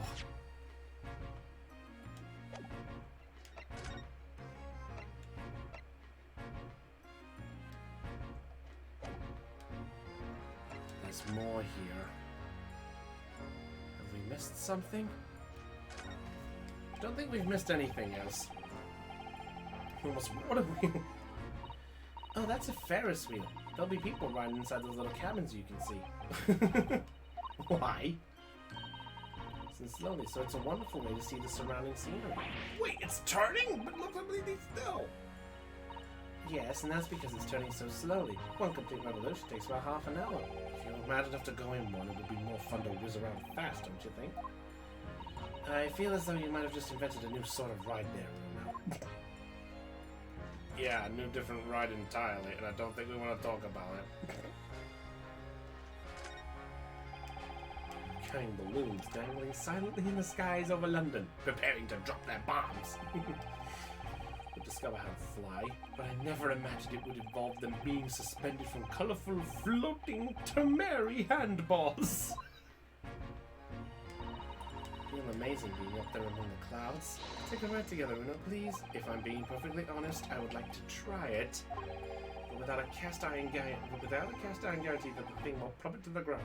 I'm too scared. In case I should tell you what Hurley said. It's physically impossible for a flying balloon to plummet to the ground as long as it doesn't explode. Yeah, call me crazy, but I think that exploding pot might play in my mind a little. Yeah, I don't think I would be happy with that either. Okay. Have we missed something here? No, I don't think we've missed anything here. So there's something I haven't presented. Is it this? Okay. Best bet to bet is one of the musicians the Reaper getting attacked. Wake up to, wasn't it? Trying to pretend I read it turn over 40 weeks. Winks a week. Oh, 40 weeks. Not that, aren't they? What do you make of that? Oh, okay, there's the dud one. Chance that's totally... Wow, Gina's... Persuasive argument. And that's Gina's argument shot down. There's something here.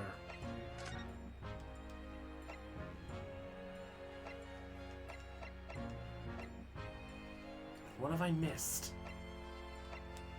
Is there any way we can go back down?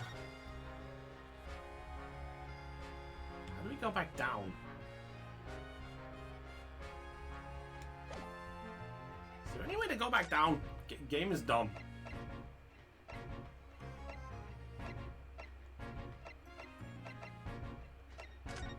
Let's go back here a minute.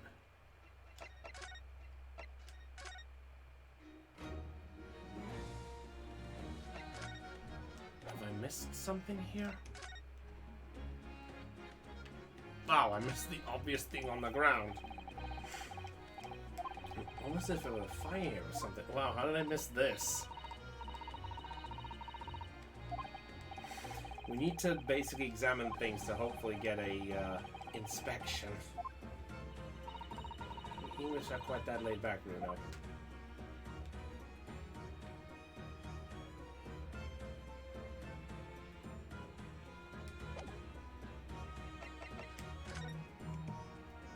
What am I missing here?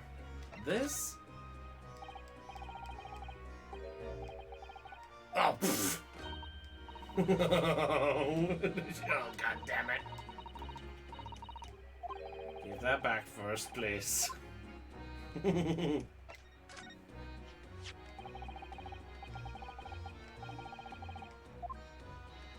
This batch is proof that I'm a detective.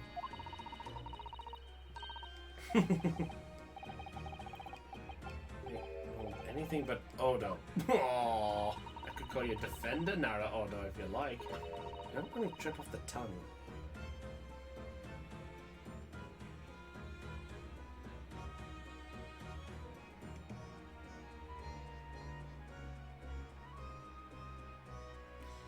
Okay, it's... No, it doesn't have a great ring to it, does it?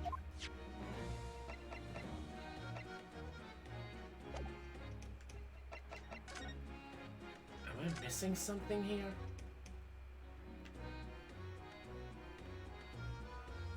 It says I'm missing something. What am I missing?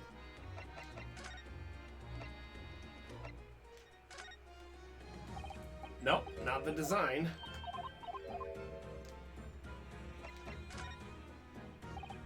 Not the strand. The gun?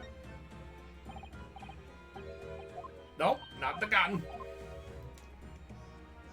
Okay.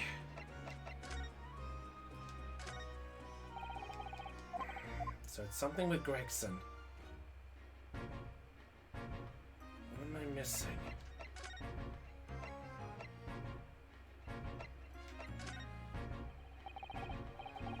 I just tried to, but didn't really work, unfortunately.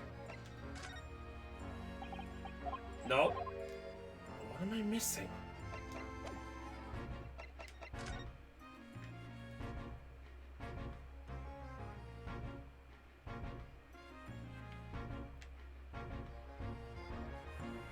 Check this. Check this.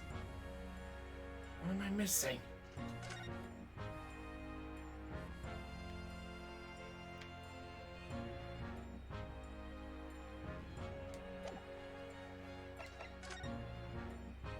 Think around this place some more. There's something we're missing. Nope.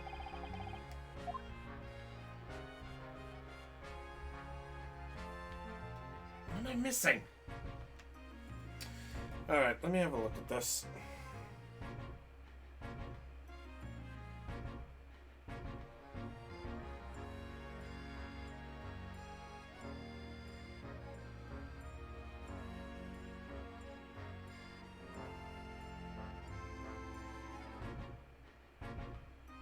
Okay, let's have a look.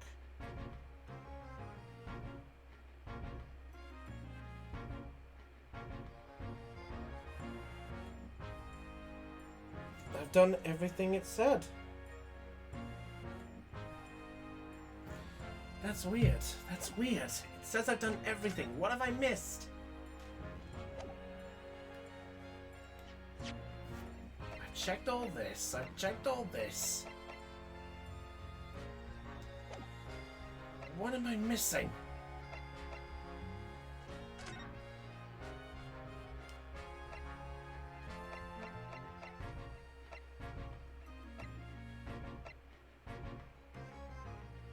Ah!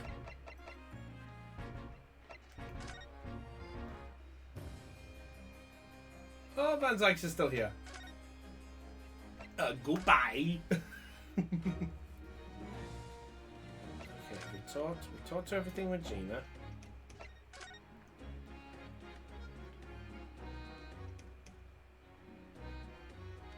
The stairs lead up.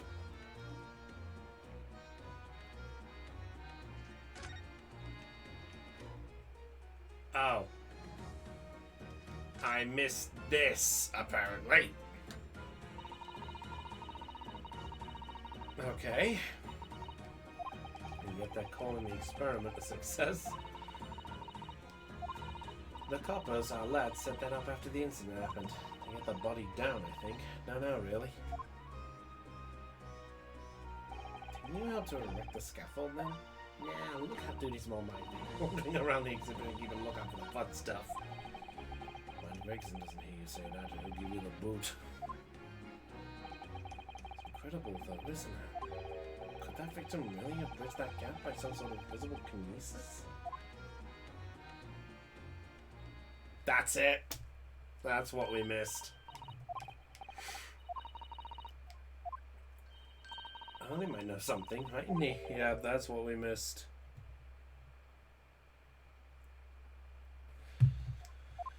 Alright.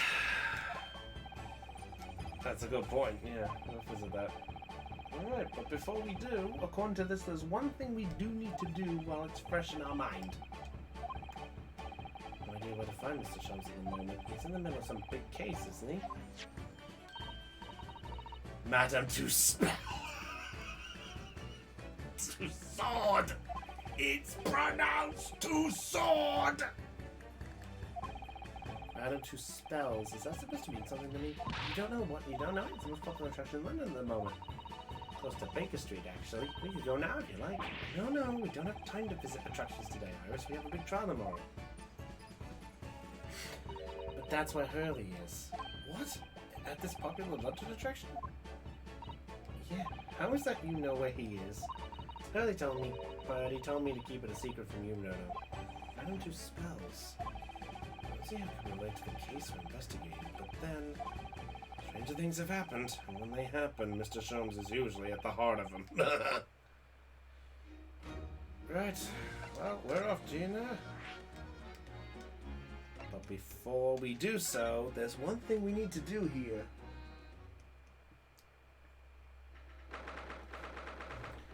October, Madame Tuspel's Museum of Waxwork.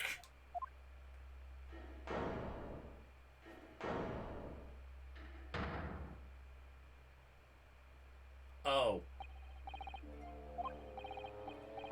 Scenes, but why are they all people so still?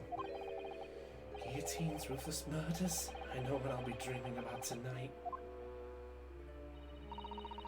They're all wax models. They're amazingly realistic, aren't they? What do you think, Bruno? Shocked? Wax models? I read about dead bodies and wax once in a magazine about strange phenomena. Yeah, Madam Tusaw. Yeah, I know what it was. Corpses are kept after death. Parts of them can turn to wax, apparently. It's called adipocary. Don't talk about creepy things like that, Luna. You're scaring me. And the adipocary doesn't form readily. Just remembered something else I read in another magazine about strange phenomena. There was an old lady, maybe a witch. Pour molten wax over. No! None of these exhibits here are real. Oh boy. Italian man-made replicas. They can't be! Do you expect me to believe that? No, look at them. There he is. So realistic. No. Wait. Oh, no. I must be seeing things. Oh! That's ominous. But, stepladder. A little ladder. Here we go. What is it? Is something wrong? No, it's just that in Japanese we have a totally different word for a ladder that folds in half like that. We do in English too, you know. It's a stepladder, or just steps.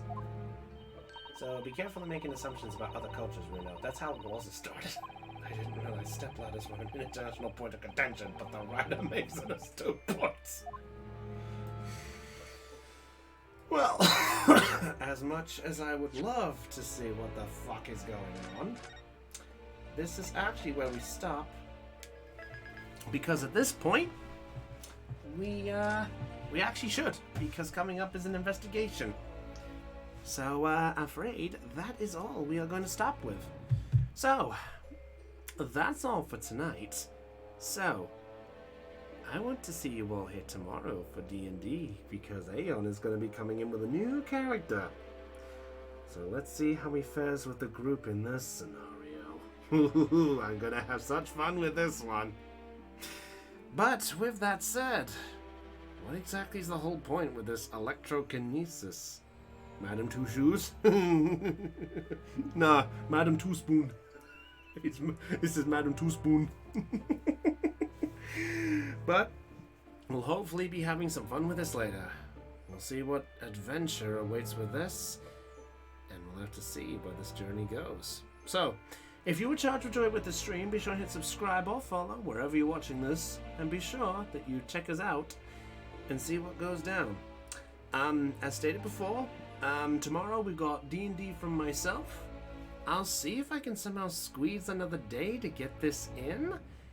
But on a note to mention, if any of you are new to our channel, I'm actually recording a new LP for the channel, which is of Tome, the Terrain of Magical Expertise. So keep your eyes on the main channel to see those videos going up, as Brian is editing them, and he's hard at work. Good on you, Brian. What would we do without you, dude? You're an amazing man. But with that said, everyone, if you were charged with joy with the stream, you know what you gotta do. But until then, everybody, this is Brownie of the Joy Charge Gamers, signing off on Let's Play Live, the Great Ace Attorney Chronicles 2 Resolve. Until then, everyone, stay charged, catch you all later, and goodbye. I think I quite like doing this. You can be honest, guys. What are you making me doing this? The goodbye. Do you like it, or do you find it creepy? But until then, guys, feel free to let me know. But until then, I will see you all next time. Catch you later.